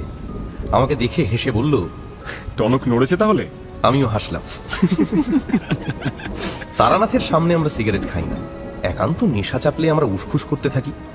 তারানাথ বুঝতে পেরে বাড়ির ভেতরে চা বানাতে বলবার অছিলায় উঠে যায়। আমি আর কিশোরী বারান্দায় দাঁড়িয়ে ধূমপান করে আসি। এখন বেশ কিছুক্ষণ নেশা চেপে রাখতে হবে। দুটো খুচরো কাঁচি সিগারেট কিনে একটা আমাকে দিয়ে কিশোরী বলল, নাও ধরাও। দোকানটায় ভালো কাশির জর্দা পাওয়া যায়। কিশোরী পাসিং শো নিয়ে নিয়েছে, আমি তারানাথের জন্য কিছুটা জর্দা নিলাম। সে পানের নেশা করে না বটে, কিন্তু ভালো জর্দা পেলে মাঝে মাঝে 2 আঙুলে করে 1 চিমটি মুখে দেয়। কাঁচি সিগারেট শেষ করে আমরা এগুলাম। ঝিরঝিরে বৃষ্টির সঙ্গে এলোমেলো বাতাসের দাপটে আমাদের ছাতা উল্টে যাবার জোগাড় হচ্ছে। আপাতত ঘন্টা 2 মধ্যে বৃষ্টি ধরবার লক্ষণ নেই। একদিক দিয়ে ভালোই হলো, গল্প চলবার সময় কেউ এসে বিরক্ত করবার সম্ভাবনা কম। তারানাথের বাড়ির সামনে এসে দেখি সে বারান্দায় দাঁড়িয়ে বৃষ্টি দেখছে। আমরা হাজির হতে সে হেসে বলল, মেঘ ঘনিয়ে এলেই আমি তোমাদের জন্য অপেক্ষা করি। তার দুজনে কি পরামর্শ করে এলে নাকি? না না, আপনার গলির মুখে এসে দেখা হয়ে গেল। বেশ বেশ, এসো। এই ভিজে গেছো নাকি? ও এমন কিছু নয়, এমনি একটু। দাঁড়াও, গামছা দিচ্ছি। গা মাথা ভালো করে মুছে ফেলো, আর ছাতা দুটো ওই কোণের দিকে মেলে রাখো। অতঃপর আমরা তারানাথের বৈঠকখানায় জমিয়ে বসলাম। আমাদের পকেট থেকে সিগারেট আর জর্দা বেরুতে তারানাথের মুখ প্রসন্ন দেখালো। আজ আর তাকে আলাদা করে গল্পের দাবি জানাতে হলো না। একটা পাসিং শো ধরিয়ে সে নিজেই বলল, গল্প চাই না? কিশোরী বলল, সে তো বটেই, এমনি ভিজে দিন, একেবারে গল্প শোনার ওয়েদার। গাঁজাখুরি গল্পের জন্য উপযুক্ত। শুরু করুন। তারানাথ জ্বলন্ত চোখে কিশোরীর দিকে তাকালো। আমি প্রমাদ গুনলাম। আবার সেই কথা, গাঁজাখুরি, আমার গল্প গাঁজাখুরি? তাহলে শুনতে আসো কেন? বাজে গল্প না শুনলেই হয়। গেল বুঝি আজকের গল্পের আসর। কিশোরীটাও এমন, বেফাস কথা না বলে পারে না। ওর কথা শুনবেন না তো? ও সবই বিশ্বাস করে, অথচ আপনাকে চটাবার জন্য ইচ্ছে করে ওরকম বলে। জর্দা আর পাসিং শো এর অশেষ গুণ। সামান্য স্তুতিতেই আজ তারানাথ গলে গেল। ঠিক আছে, কিন্তু কেউ একজন তার জীবনের বিচিত্র সত্য কাহিনী বলছে, আর একজন তাকে বুজরুক বলে উপহাস করছে, এ মেনে নেওয়া যায় না। আমি বললাম, বাদ দিন, ওসবও মজা করে বলেছে, বরং 1 কাপ চা বলুন, খেতে খেতে গল্প শোনা যাক। তারানাথ বাড়ির ভেতরে চা বানাবার কথা বলতে গেল। আমরা দুজনে বারান্দায় এসে দাঁড়ালাম সিগারেট খাবো বলে। কিশোরীর সিগারেট ধরিয়ে দিয়ে বললাম, আজ দিয়েছিলে সব পণ্ড করে, বুড়োকে খামোকা চটাতে গেলে কেন? অনেক কষ্টে আজ সামলিয়েছি। হ্যাঁ ঠিকই, ভুল করে আজ ডোজটা একটু বেশিই দিয়ে ফেলেছিলাম। ঘরে ঢুকে দেখি তারানাথ তক্তাপোষের ওপর নিজের জায়গায় বসে হুঁকো ধরাবার উদ্যোগ করছে। বললাম, কি হলো, সিগারেট না খেয়ে হুঁকো? টিকে ভেঙে টুকরো করে কলকের ভেতর দিতে দিতে তারানাথ বলল, একটা গল্প মনে এসেছে বুঝলে। হুঁকোয় তামাক না ধরালে ভালো গল্পের মেজাজ আসে না। তাছাড়া কিশোরী যে প্যাকেট এনেছে তাতে আমি কাল বিকেল অবধি চালাবো। যুদ্ধের বাজারে জিনিসপত্রের দাম দেখেছ? পাসিং শো ছিল 2 আনা, প্যাকেট হলো 10 পয়সা। আচ্ছা একটা কথা বলো তো, ইউরোপে হিটলার যুদ্ধ করছে, তার সঙ্গে আমাদের ডিশি তরকারির বাজারে লাউ, কুমড়ো, উচ্ছে, মূলোর দাম বেড়ে যাবার কি কারণ? হিটলারের সৈন্যদল কি শুক্তো খায় না লাউয়ের ঘন্ট? কলকের আগুনে বার কয়েক ফুঁ দিয়ে তারানাথ বলল, যাক, তবু এখনো তামাকের দামটা অন্তত বাড়েনি।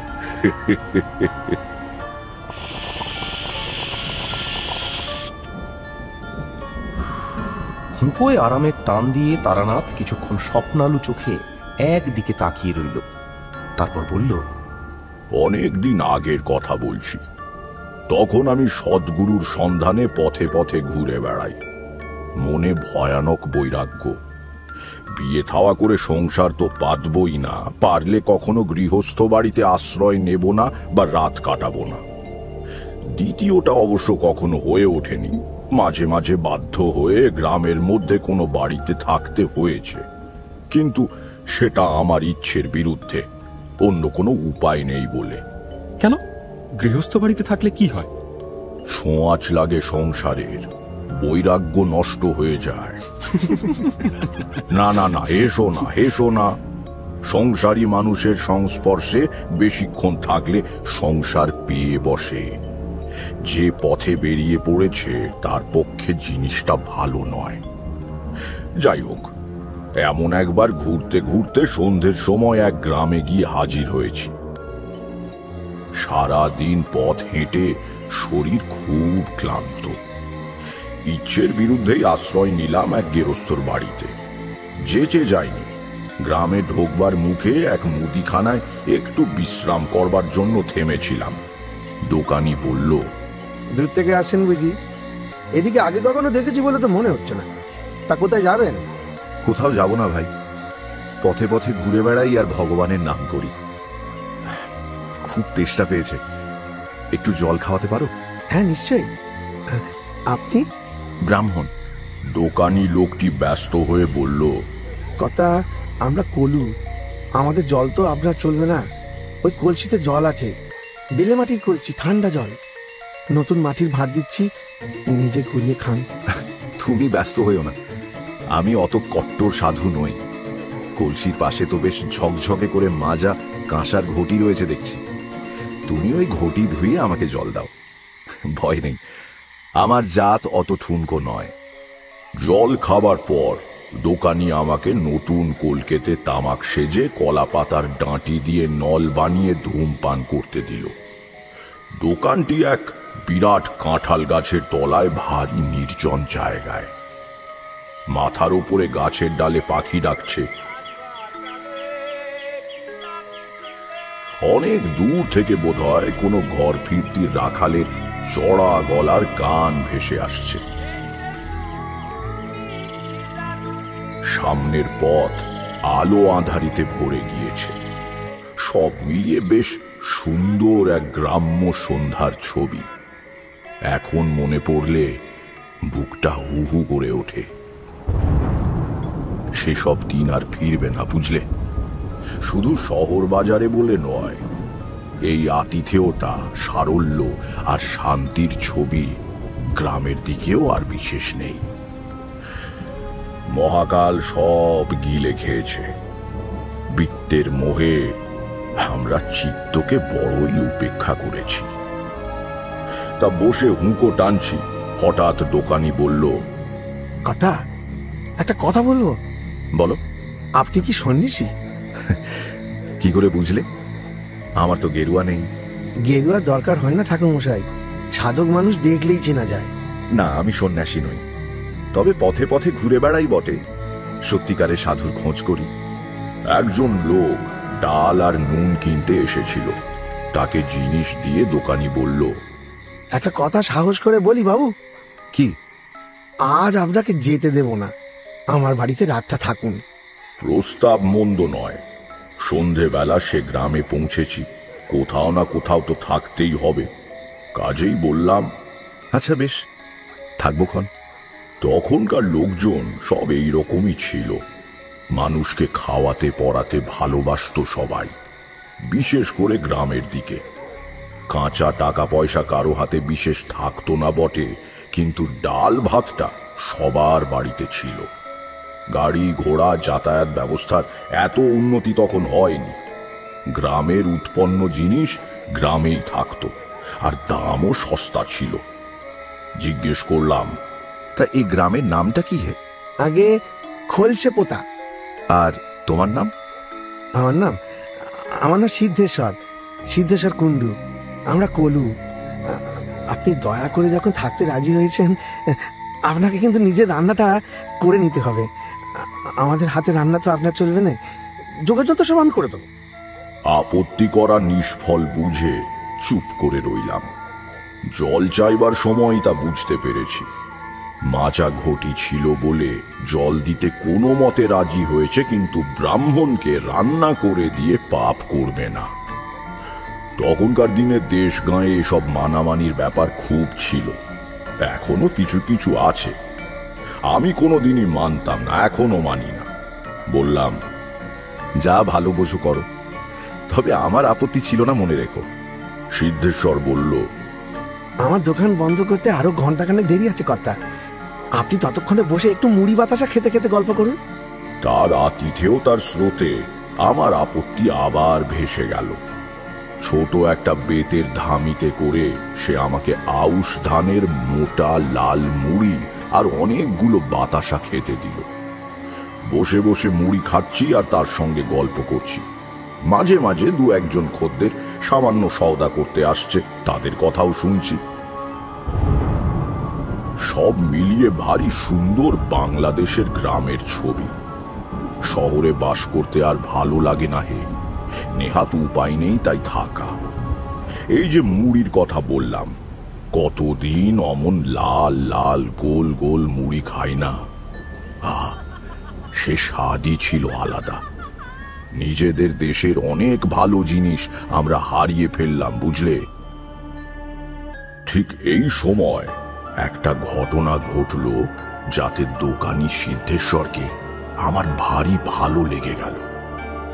মুড়ি তখন প্রায় শেষ হয়ে এসেছে।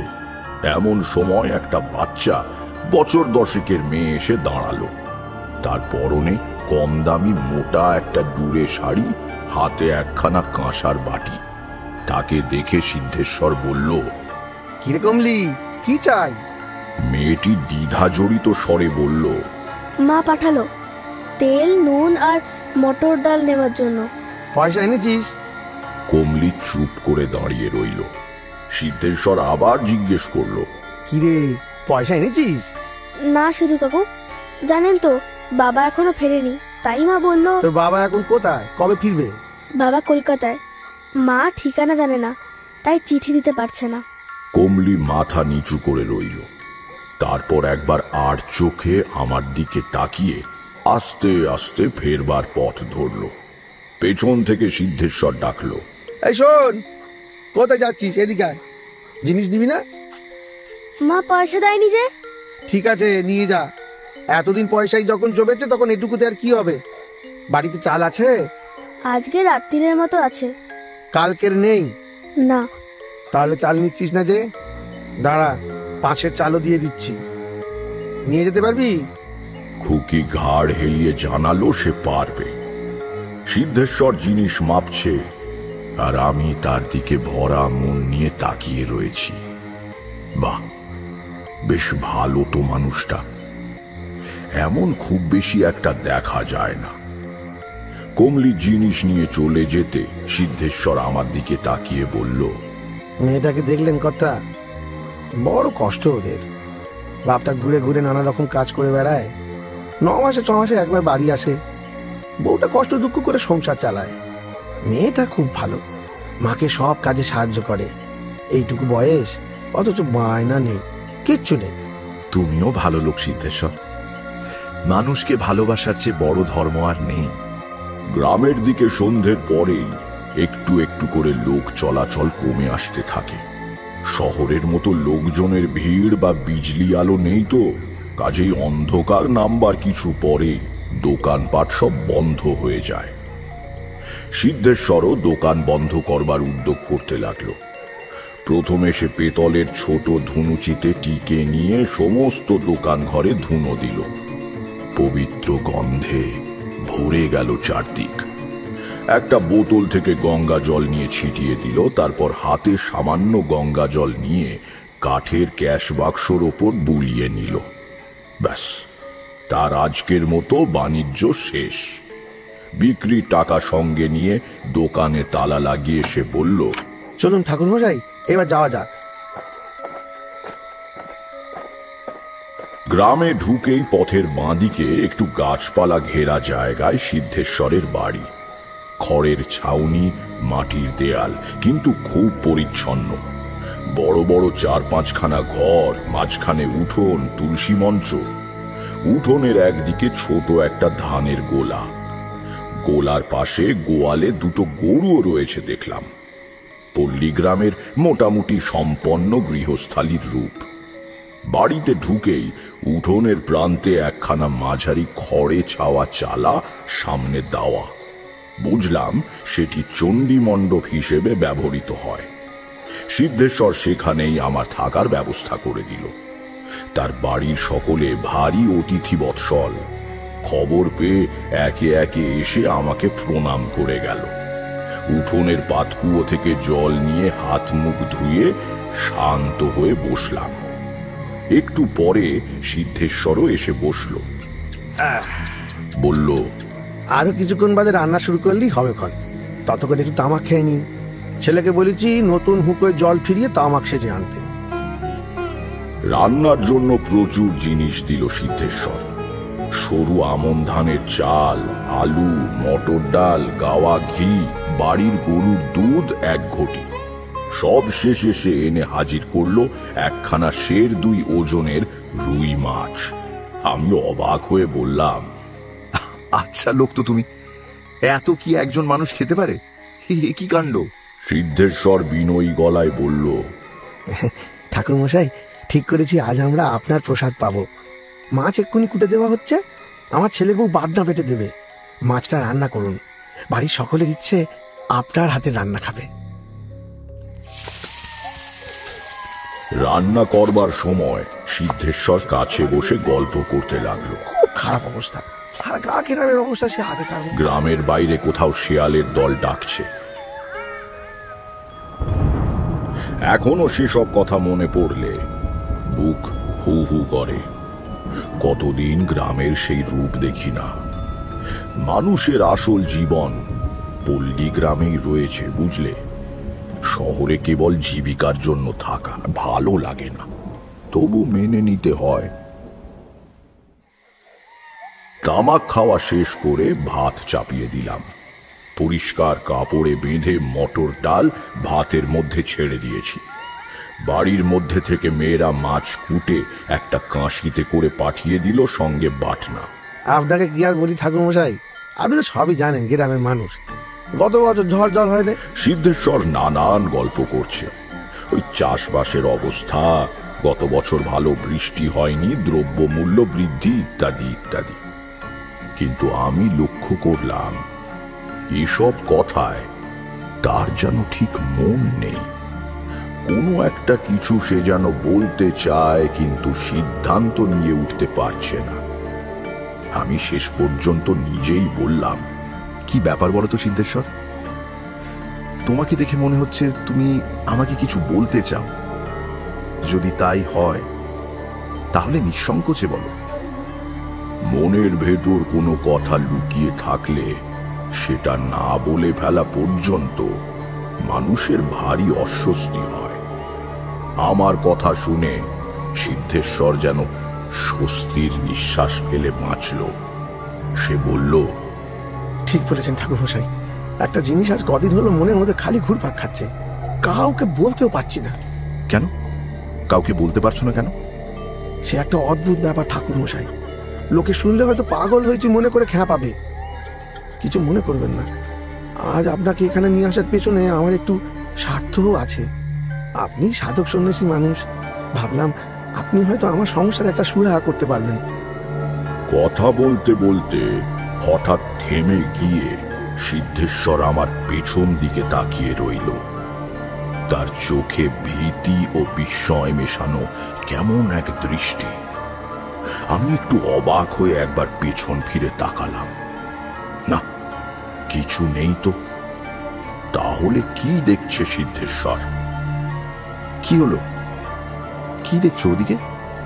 আমার দিকে তাকিয়ে সিদ্ধেশ্বর বলল, আপনি কিছু দেখতে পেলেন না? না, কি দেখতে পাবো? কি ব্যাপার বলো তো? পরে বলছি সব। আগে আপনি রান্না বান্না সেরে খেয়ে নিন। ভেতর বাড়ির পাট চুকে গেলে আমি আপনার কাছে এসে বসবো, তখন সব বলবো। কৌতূহল চেপে রেখে রান্নায় মন দিলাম। পথে পথে একা ঘুরতে হয়। রান্নাটা মন্দ শিখিনি, নিজেও খেতে ভালোবাসি। ভোজন রসিক না হলে ভালো রান্না করা যায় না। নিজের জন্য কিছু মাছ রেখে বাকিটা বাড়ির ভেতর পাঠিয়ে দিলাম। খাওয়া দাওয়ার পর এক ছিলিম তামাক সেজে বসেছি, এমন সময় সিদ্ধেশ্বর এসে কাছে বসল। বলল, ভেতরে মেয়েরা আপনার রান্নার খুব প্রশংসা করছে ঠাকুর মশাই। কোথায় শিখলেন এমন রান্না? পথে কাটানো জীবন শিখিয়েছে। কিছুক্ষণ তামাকে টান দিয়ে বললাম, এবার বলো কি বলবে। শুনছেন গপ্পমীরের ঠেকের আজকের গপ্প, তারাদাস বন্দ্যোপাধ্যায়ের লেখা পঞ্চমুণ্ডির আসন। এখনো যদি ঠেকে সাবস্ক্রাইব না করে থাকেন তাহলে কিন্তু ঠকবেন। Subscribe to my official channel and do not forget to click on the bell icon for notifications. তাহলে বাকিটা শোনা যাক।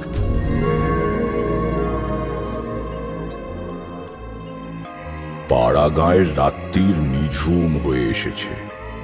মৃদু হাওয়ায় কাঁপছে কেরোসিনের ডিবের শিখা। এক ধরনের রহস্যময় পরিবেশ তৈরি হয়েছে চারিদিকে। তারই মধ্যে সিদ্ধেশ্বর বলল, সমস্ত কিছু শুরু আজ থেকে মাসখানেক আগে। গ্রামের হরিসভায় সারা রাত সংকীর্তন ছিল, বাড়ির সবাই শুনতে গিয়েছে। তাদের ফিরতে বেশি রাত হবে। আমি দোকান বন্ধ করে বাড়ি এসে খাওয়া দাওয়া সেরে এই চালাটার নিচে এসে বসেছি। তখন রাত 9টা হবে। হঠাৎ মনে হলো ওই বেড়ার ধারে গাবতলাটায় কি যেন নড়ছে। ওখানে একটু ঝোপঝাড় মতো রয়েছে, দেখছেন তো। অন্ধকারে প্রথমে বুঝতে পারিনি, ভেবেছিলাম গোয়াল থেকে নতুন বাছুরটা বোধহয় ছাড়া পেয়ে বেরিয়ে গিয়েছে। পরে দেখি তা নয়, একটা শেয়াল। শেয়াল বেড়ার বাইরে? আগে না, ভেতরে। সেটাও আশ্চর্য ব্যাপার, শেয়াল মানুষজনের সাড়া পেলেই পালায়। লোকজন রয়েছে দেখলে ধারে কাছে ঘেঁষে না, কিন্তু এই জানোয়ারটা ঘেঁটু আর কালকা সন্ধ্যের ঝোপ ঠেলে বেরিয়ে এসে আমার দিকে তাকিয়ে ঠায় দাঁড়িয়ে রইল। আমি মুখে হুস হুস শব্দ করে কয়েকবার তাড়া দিলাম। জন্তুটা তাতে একটুও চমকালো না। আমিও তাকিয়ে আছি, সেও তাকিয়ে আছে। কিছুক্ষণ বাদে সে আপনি পেছন ফিরে আবার ঝোপের ভেতর মিলিয়ে গেল। সিদ্ধেশ্বর থামতে আমি বললাম, শেয়াল সাধারণত মানুষ দেখলেই পালায় বা বাড়ির উঠোনের মধ্যে ঢোকে না, কিন্তু একটা সাহসী শেয়াল তো চলেও আসতে পারে। তাতে অবাক হওয়ার কি আছে? শুধু এই নয়, আরো ব্যাপার আছে ঠাকুর মশাই, শুনুন বলছি। কেবল ওই একদিন না, শেয়ালটা পরপর 4-5 দিন এলো। তাতেও আমি ভয় পেতাম না, কিন্তু শেষ দিন একটা অদ্ভুত ঘটনা ঘটলো। আগে থেকেই সেদিন কয়েকটা ঢিল জোগাড় করে হাতের কাছে রেখেছিলাম। প্রাণীটা আসতেই একটা ঢিল নিয়ে তার দিকে ছুঁড়ে মারলাম। প্রথমটা লাগলো না, দ্বিতীয়টা বললে বিশ্বাস করবে না, শেয়ালটা শরীরের ভেতর দিয়ে সোজা গলে গেল, কোনো কিছুতেই ঠেকলো না। সিদ্ধেশ্বর চুপ করল। দেখলাম তার চোখে মুখে ভীতির ভাব ফুটে উঠেছে। আমিও তখন একটা অপ্রাকৃত রহস্যের ঘ্রাণ পেয়েছি। বললাম, তুমি ভুল করনি তো? হয়তো তোমার ছোঁড়া ঢিল গায়ে না লেগে পাশ দিয়ে বেরিয়ে গিয়েছে। না ঠাকুর মশাই, আমার ভুল হয়নি। আমার সব কথা শুনে নিন, তাহলে বুঝতে পারবেন। আমিও প্রথমে তাই ভেবেছিলাম, কিন্তু পরপর 2-3টে ঢিল ওই রকম ভাবে শেয়ালের শরীর ফুঁড়ে বেরিয়ে যাওয়াতে আমি একটু ভয় পেয়ে গেলাম। যাই হোক, পরদিন সকাল থেকে কাজের চাপে ব্যাপারটা আর মনে রইল না। তাছাড়া দিনের আলোয় ভয় থাকে না। পরের দিন রাত্রিরে খাবার পরে বেশ তৈরি হয়ে বসেছিলাম যদি শেয়ালটা আবার আসে। কিন্তু না, অনেকক্ষণ বসে রইলাম, একটা সাপ ছাড়া কিছুই দেখলাম না। সাপ দেখলে? কি সাপ? আমার গলার স্বরে একটু অবাক হয়ে তাকালো সিদ্ধেশ্বর। বলল, কি সাপ ঠিক বলতে পারবো না ঠাকুর মশাই। জায়গাটায় তো আলো নেই, তবে বেশ মোটা। আচ্ছা, বলো তারপর কি হলো? তারপরে 3 রাত আবার কিছু দেখলাম না, কিন্তু খাওয়ার পর এইখানে বসে তাকিয়ে থাকা আমার যেন কেমন অভ্যেস হয়ে গেল। বাড়িতে অবশ্য কিছুই বলিনি। তারপর একদিন রাত্রিরে গাব গাছের নিচে ঝোপ জঙ্গল খুব জোরে জোরে নড়ে উঠল, যেন বড় ধরনের কোনো প্রাণী তার ভেতর দিয়ে আসছে। ভয়ে পেয়ে উঠে বাড়ির ভেতরে চলে যাব কিনা ভাবছি, এমন সময় ভাট বনের ভেতর থেকে একটা ষাঁড় বেরিয়ে এলো। ভাবুন ঠাকুর মশাই, বাড়ি বেড়া দিয়ে ঘেরা, বেড়ার আগুন আমি নিজের হাতে বন্ধ করেছি, তাহলে ষাঁড়টা ঢুকলো কোথা দিয়ে? আগের মতন শেয়াল বা সাপ নয় যে বেড়ার ফাঁক দিয়ে গলে আসবে। আমার খুব রাগ হয়ে গেল জানেন। ওই দেওয়ালের গায়ে হেলান দিয়ে রাখা লাঠিটা নিয়ে তাড়া করে যাবো বলে উঠে দাঁড়াতেই ষাঁড়টা পিছু হেঁটে ঝোপের মধ্যে মিলিয়ে গেল। সঙ্গে সঙ্গে সেখানে গিয়ে দেখি কোথাও কিছু নেই, বেড়াও ভাঙা নয়, কিচ্ছু নয়। ওই অত বড় প্রাণীটা কি বাতাসে মিলিয়ে গেল। আমি ততক্ষণে ব্যাপারটা কিছু কিছু বুঝতে শুরু করেছি। হুগলিতে গঙ্গার ধারের একটা শ্মশানে একবার এক তান্ত্রিক সন্ন্যাসী আমাকে এই রকম একটা ঘটনা শুনিয়েছিল। পরে পড়াশুনো করতে গিয়ে তন্ত্রশাস্ত্রের পুঁথিতেও এর উল্লেখ পেয়েছি। বললাম, তারপরে কুকুরটাকে কবে দেখলে? কুকুরটাকে এই দুদিন পর। হঠাৎ থেমে গিয়ে সে অবাক চোখে তাকিয়ে বলল, কিন্তু আপনি কি করে জানলেন কুকুরের কথা? সত্যি বলুন তো, আপনি কি কিছু বুঝতে পেরেছেন? পরে বলছি, আগে তোমার কথা শেষ করো। আর বেশি কিছু নেই। একই রকম ভাবে একদিন একটা কুকুর দেখলাম। মনটা বড় খুব গাইছে ঠাকুর মশাই, বিশেষ করে আজ। জানতাম সিদ্ধেশ্বর কি বলবে, তবু জিজ্ঞেস করলাম, আজ আবার কি হলো?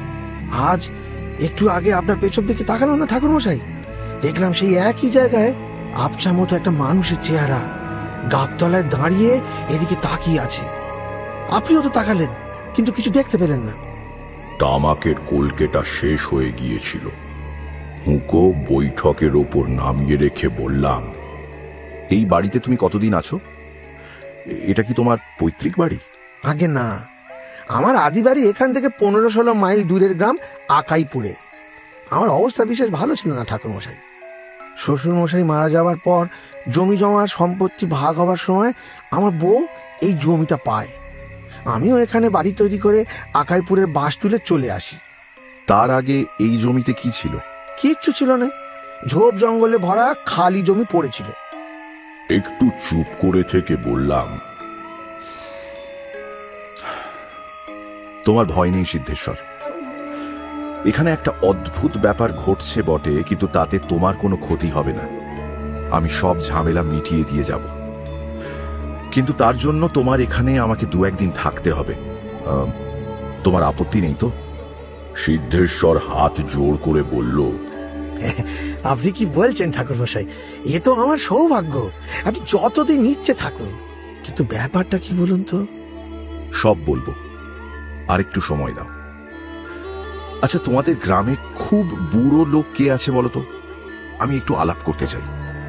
সিদ্ধেশ্বর একটু চিন্তা করে বলল,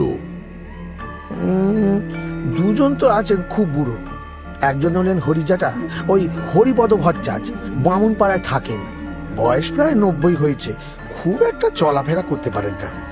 আর রয়েছে কানাই জেলে, সে আমাদের গ্রামের নদীতে খেয়া পারাপার করতো, মাছ ধরতো। এখন আর পারে না, তার ছেলে আজকাল খেয়া দেয়। কানাই জেলে নিজের বয়স বলে 102। সেটা বোধহয় ঠিক নয়, তবে তারও বয়স 90-এর ওপরেই হবে। কাল আপনাকে নিয়ে যাবো খন। তোমাকে যেতে হবে না, আমি নিজেই খুঁজে নেব খন। তোমার তো দোকান আছে। সে একদিন দেরি করে খুললেও চলবে। আপনি কি সকালে চা খান? অবাক হয়ে বললাম, তা খাই, কিন্তু গ্রামে কি তার ব্যবস্থা আছে? আছে ঠাকুর মশাই, আমার অন্য কোনো বিলাসিতা নেই, কিন্তু সকালে 1 বাটি চা না হলে চলে না। আমি সব জোগাড় করে রাখি। আমাদের দিকে তাকিয়ে তারানাথ বলল, তোমরা ভাবছো বাড়িতে চায়ের ব্যবস্থা থাকা আবার এমন কি একটা ব্যাপার, কিন্তু আমি যে সময়ের কথা বলছি তখন গ্রামে তো দূরের কথা, শহরেও চা খাওয়ার চল তেমন শুরু হয়নি। সেদিক দিয়ে সিদ্ধেশ্বরকে খুব আধুনিক মানুষ বলতে হবে।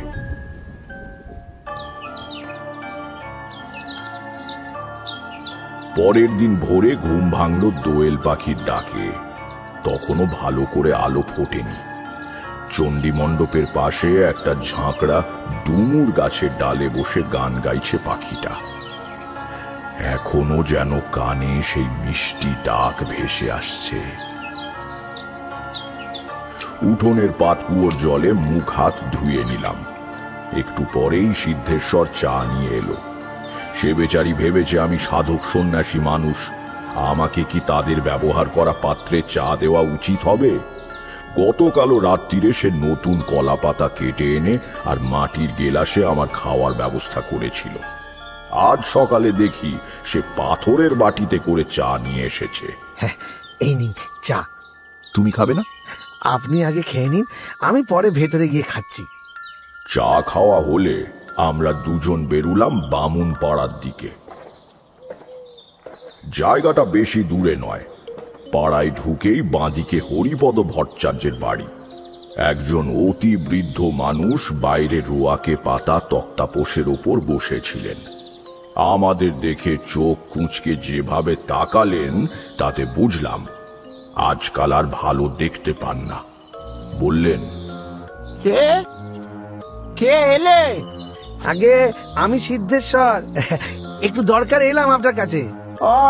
তুমি সিধু, সঙ্গে এটি কে? আগে আমার নাম তারানাথ চক্রবর্তী। পথ হাঁটতে হাঁটতে গতকাল সিদ্ধেশ্বরের বাড়ি অতিথি হয়েছি। আপনার সঙ্গে একটু কথা বলতে চাই। হরিপদ ভট্টাচার্য বললেন, তারানাথ চক্রবর্তী? তা কি করা হয়? কোথাকার লোক আপনি? আগে আমার বাড়ি অন্য জেলায়। করার মধ্যে একটু সাধন ভজনের চেষ্টা করি আর সদ্গুরুর সন্ধানে ঘুরে বেড়াই। আমি খুবই সামান্য লোক। বটে? তা সামান্য লোক কেন?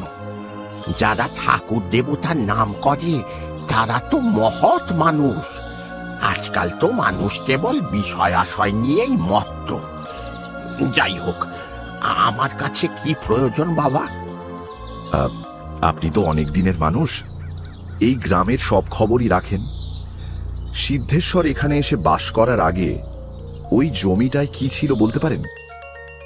হরিজাঠা বড়ু কুঁচকিয়ে খানিকক্ষণ ভাবলেন, তারপর বললেন, ও জমিটা তো বরাবরই বন জঙ্গলে ভর্তি হয়ে পড়েছিল দেখেছি।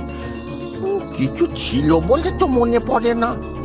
কেউ কখনো বাস করতো না ওখানে?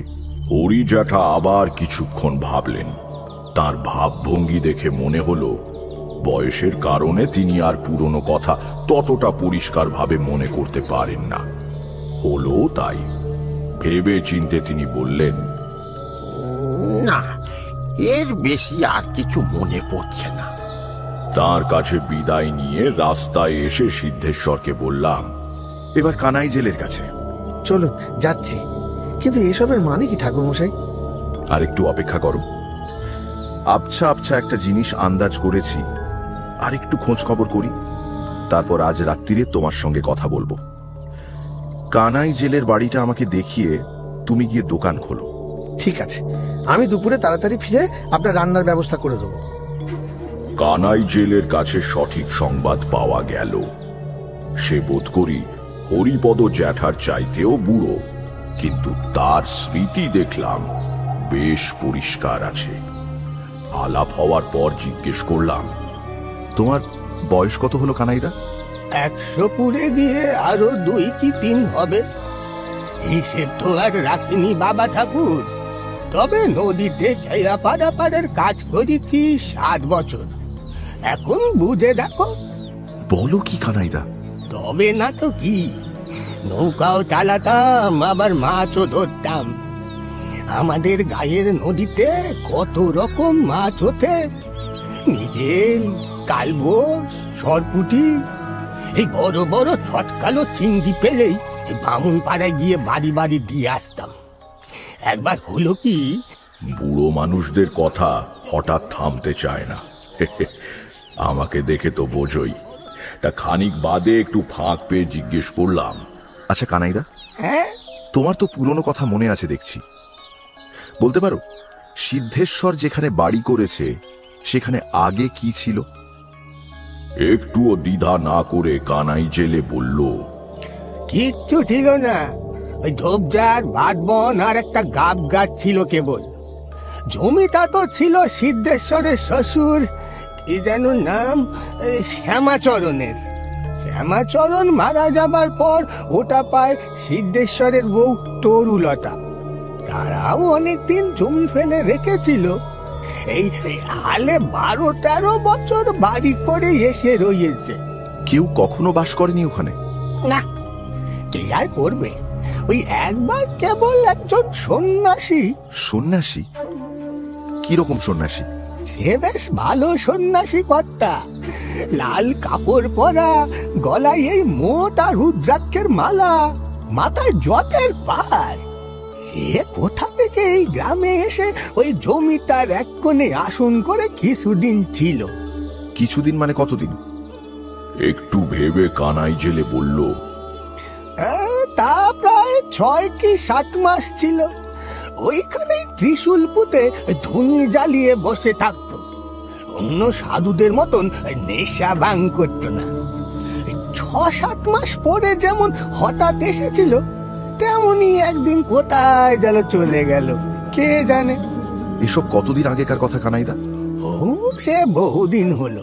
এই ধরো আমার তখন 40 বছর বয়স।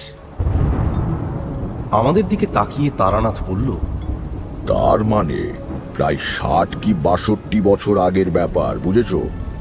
অবশ্য কানাই জেলে যদি তার বয়স ঠিকঠাক বলে থাকে তবেই। আমি বললাম, হিসেব ঠিক বলছো তো কানাইদা? মানে ঠিক মনে আছে তো? আছে কর্তা। ওই সময়ই তো আমার রামচরণ হারিয়ে যায়, খুব দুঃখ পেয়েছিলাম, তাই ভুলিনি। রামচরণকে তোমার ছেলে? না না না, ছেলে কেন হবে? রামচরণ ছিল আমার কুকুর। কি হলো তার? সেটাই তো বুঝতে পারলাম না। ওই সন্ন্যাসী রাখরার কাছে ঘুরঘুর করত, তারপর একদিন থেকে তাকে আর খুঁজে পাওয়া গেল না। কি যে হলো কর্তা, কুকুর কখনো মালিককে তো ছেড়ে যায় না। অনেকদিন অপেক্ষায় ছিলাম, কিন্তু রামচরণ আর ফেরেনি। আমার মনে তখন 2-2 4 করে নিয়েছি। উঠে দাঁড়িয়ে বললাম, আজ তাহলে আসি কানাইদা। খুব ভালো লাগলো তোমার সঙ্গে গল্প করে। কেবল একটা কথা, ওই সন্ন্যাসী ঠাকুর যে আসন করে বসেছিল সেটা জমির কোন জায়গায় বলতে পারো? গাবতলাটায় কর্তা। আচ্ছা, গাব গাছটা কিন্তু এখনো আছে। আচ্ছা চলি তাহলে, আবার এদিকে এলে হয়তো দেখা হবে। সেদিন রাত্রিরে খাওয়া দাওয়ার পর সিদ্ধেশ্বর এসে আমার কাছে বসল। তার চোখে স্বাভাবিকভাবেই সপ্রশ্ন দৃষ্টি। বললাম, তোমার বাড়িতে এসব যা ঘটছে তার অর্থ আমি বুঝতে পেরেছি। ভয় নেই, সব ঠিক হয়ে যাবে। সমস্ত ব্যাপার বলবার আগে তোমাকে একটা কথা জিজ্ঞাসা করি। তুমি কি কোনো অজুহাতে তোমার বাড়ির সবাইকে 2-4 দিনের জন্য অন্য কোথাও পাঠিয়ে দিতে পারবে? বাড়ির লোকজনকে? কেন বলুন তো? দরকার আছে। শোনো তাহলে বলি। তুমি কি জানো, খোলসে পোতায় এসে তুমি বাস করবার আগে তোমার ওই গাবতলায় একজন সন্ন্যাসী এসে বেশ কিছুদিন বাস করেছিলেন? সন্ন্যাসী? কই, আমি তো কিছু জানি না। তোমার না জানবারই কথা। এটা প্রায় 60 বছর আগেকার ব্যাপার। গ্রামের কেউ মনে রাখেনি, 2-1 জন ছাড়া। অত বুড়ো লোক কেউ বেঁচেও নেই। হরিজাঠাও তো মনে করতে পারলেন না। তবে কানাই জেলের মনে আছে। তার কাছেই জানলাম, ওই সন্ন্যাসী ছিলেন একজন তান্ত্রিক সাধক। গাবতলায় তিনি পঞ্চমুণ্ডির আসন করে বসেছিলেন। 6 কি 8 মাস ওই আসনে সাধনা করেছিলেন তিনি। সিদ্ধেশ্বরের মুখ ফ্যাকাশে হয়ে গেল। সে বলল, কি সর্বনাশ! পঞ্চমুণ্ডির আসন?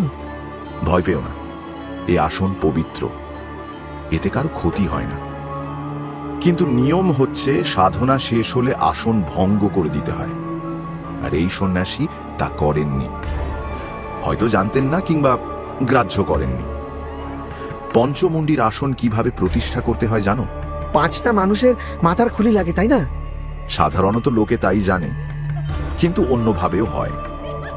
5টা মানুষের মাথার খুলি জোগাড় করা কঠিন, তাই শেয়াল, সাপ, কুকুর, ষাঁড় আর একটা মানুষের খুলি দিয়েও আসন করা যায়। তুমি বুঝবে না, যোগিনী তন্ত্রম নামে একটা পুঁথি আছে। তার 5ম পটলে মানে অধ্যায়ে লেখা আছে, শিবা সর্প সারমেয় বৃষ ভানাং মহেশ্বরী নরমুণ্ডং তথা মধ্যে পঞ্চমুণ্ডানি হিরিতম। বিষণ্ণ মুখে সিদ্ধেশ্বরী বলল, আগে ঠাকুরমশাই, ঠিক বুঝলাম না। আমি যা বললাম সেটাই সংস্কৃতে লেখা আছে। ওই গাবতলায় 5টা খুলি পুঁতে আসন করা হয়েছিল। সেই খুলিগুলো এখনো ওইখানে মাটির তলায় রয়ে গিয়েছে। সাধু আসন ভঙ্গ করেনি বলে ওই 5টা প্রাণীরও মুক্তি হচ্ছে না। যে কোনো সাধকের পক্ষে এটা খুবই অন্যায়। নিজের সাধনা শেষ করে চলে গেল, কিন্তু জীবগুলোর মুক্তির ব্যবস্থা করে গেল না। সেই জন্য ওই প্রাণীরা তোমাকে দেখা দিয়ে তাদের করুণ অবস্থার কথা জানাচ্ছে। মাটি খুঁড়ে খুলিগুলো বের করে নদীর জলে বিসর্জন দিলে ওদের আত্মার মুক্তি হয়ে যাবে। বিস্ময়ে সিদ্ধেশ্বরের চোখ গোল হয়ে উঠেছে। সে বলল, তাই যদি হবে তাহলে এরা আরো আগে দেখা দিল না কেন? আমি তো অনেক দিন এ গ্রামে বাস করছি। খুব গুরুত্বপূর্ণ এবং বুদ্ধিমানের মতো প্রশ্ন করেছে সিদ্ধেশ্বর। বললাম, ব্যাপারটা নিয়ে আমিও ভেবেছি, বুঝলে। আমার বিশ্বাস এর পেছনে তোমার ভাগ্য দেবতার হাত রয়েছে। এর আগে যদি তুমি এদের দেখতে পেতে তাহলে কেবল ভয়ই পেতে, এসবের মানেও বুঝতে পারতে না, কোনো প্রতিকারও করতে পারতে না। তোমার বাড়িতে আমি এসে অতিথি হব এটা স্থির হয়েই ছিল।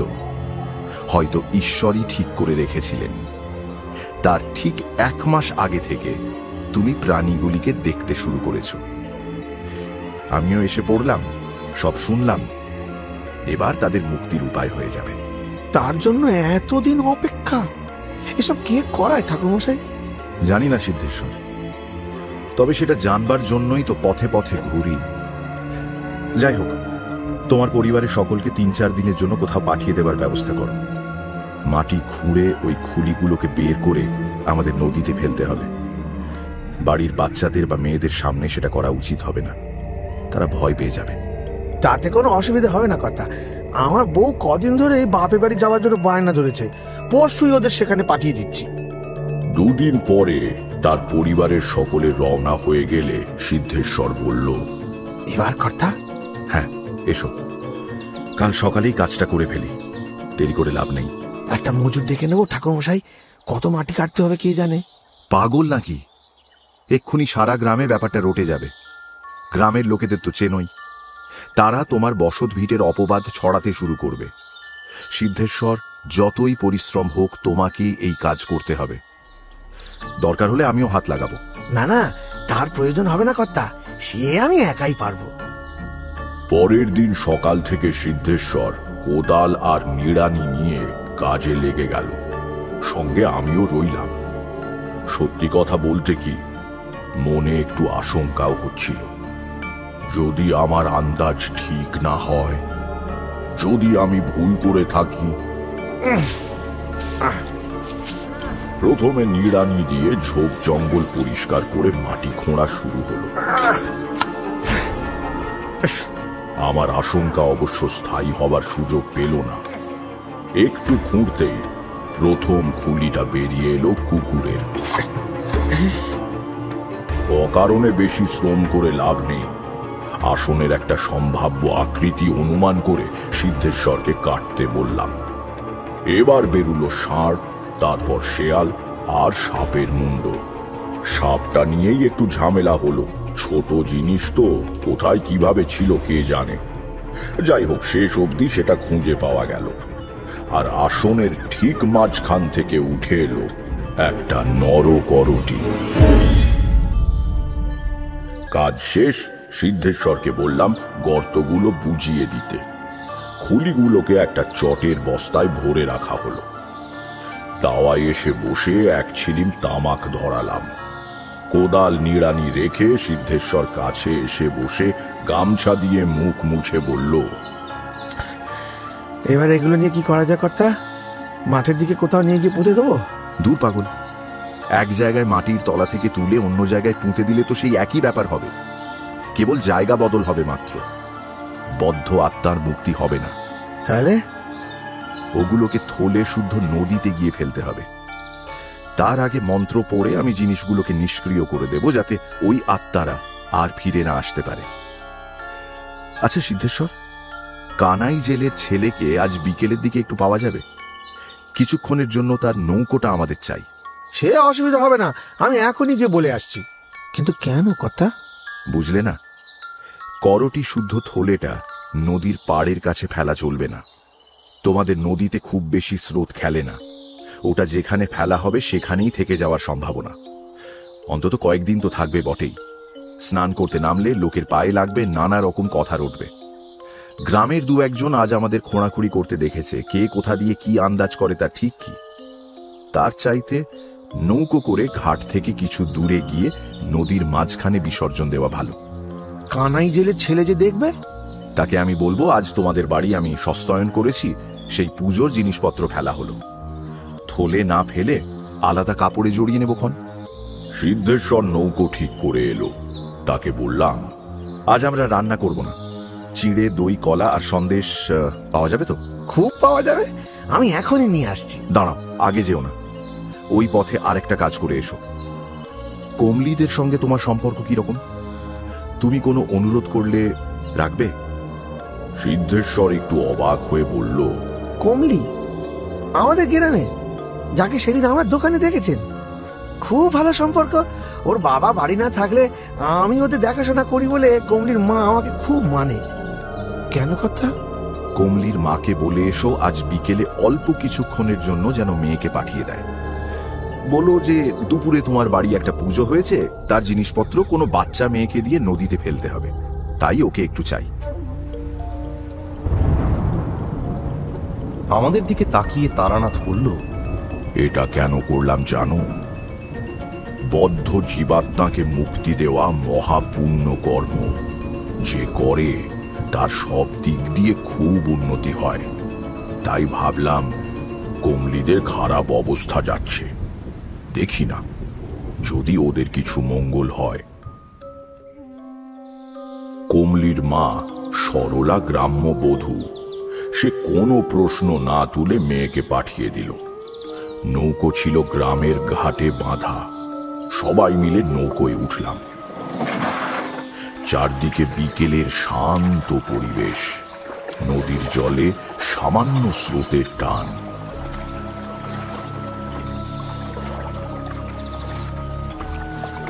গ্রাম থেকে আধ মাইল টাক এসে আমার নির্দেশে কমলি কাপড়ের পুঁটলিটা জলে ফেলে দিল।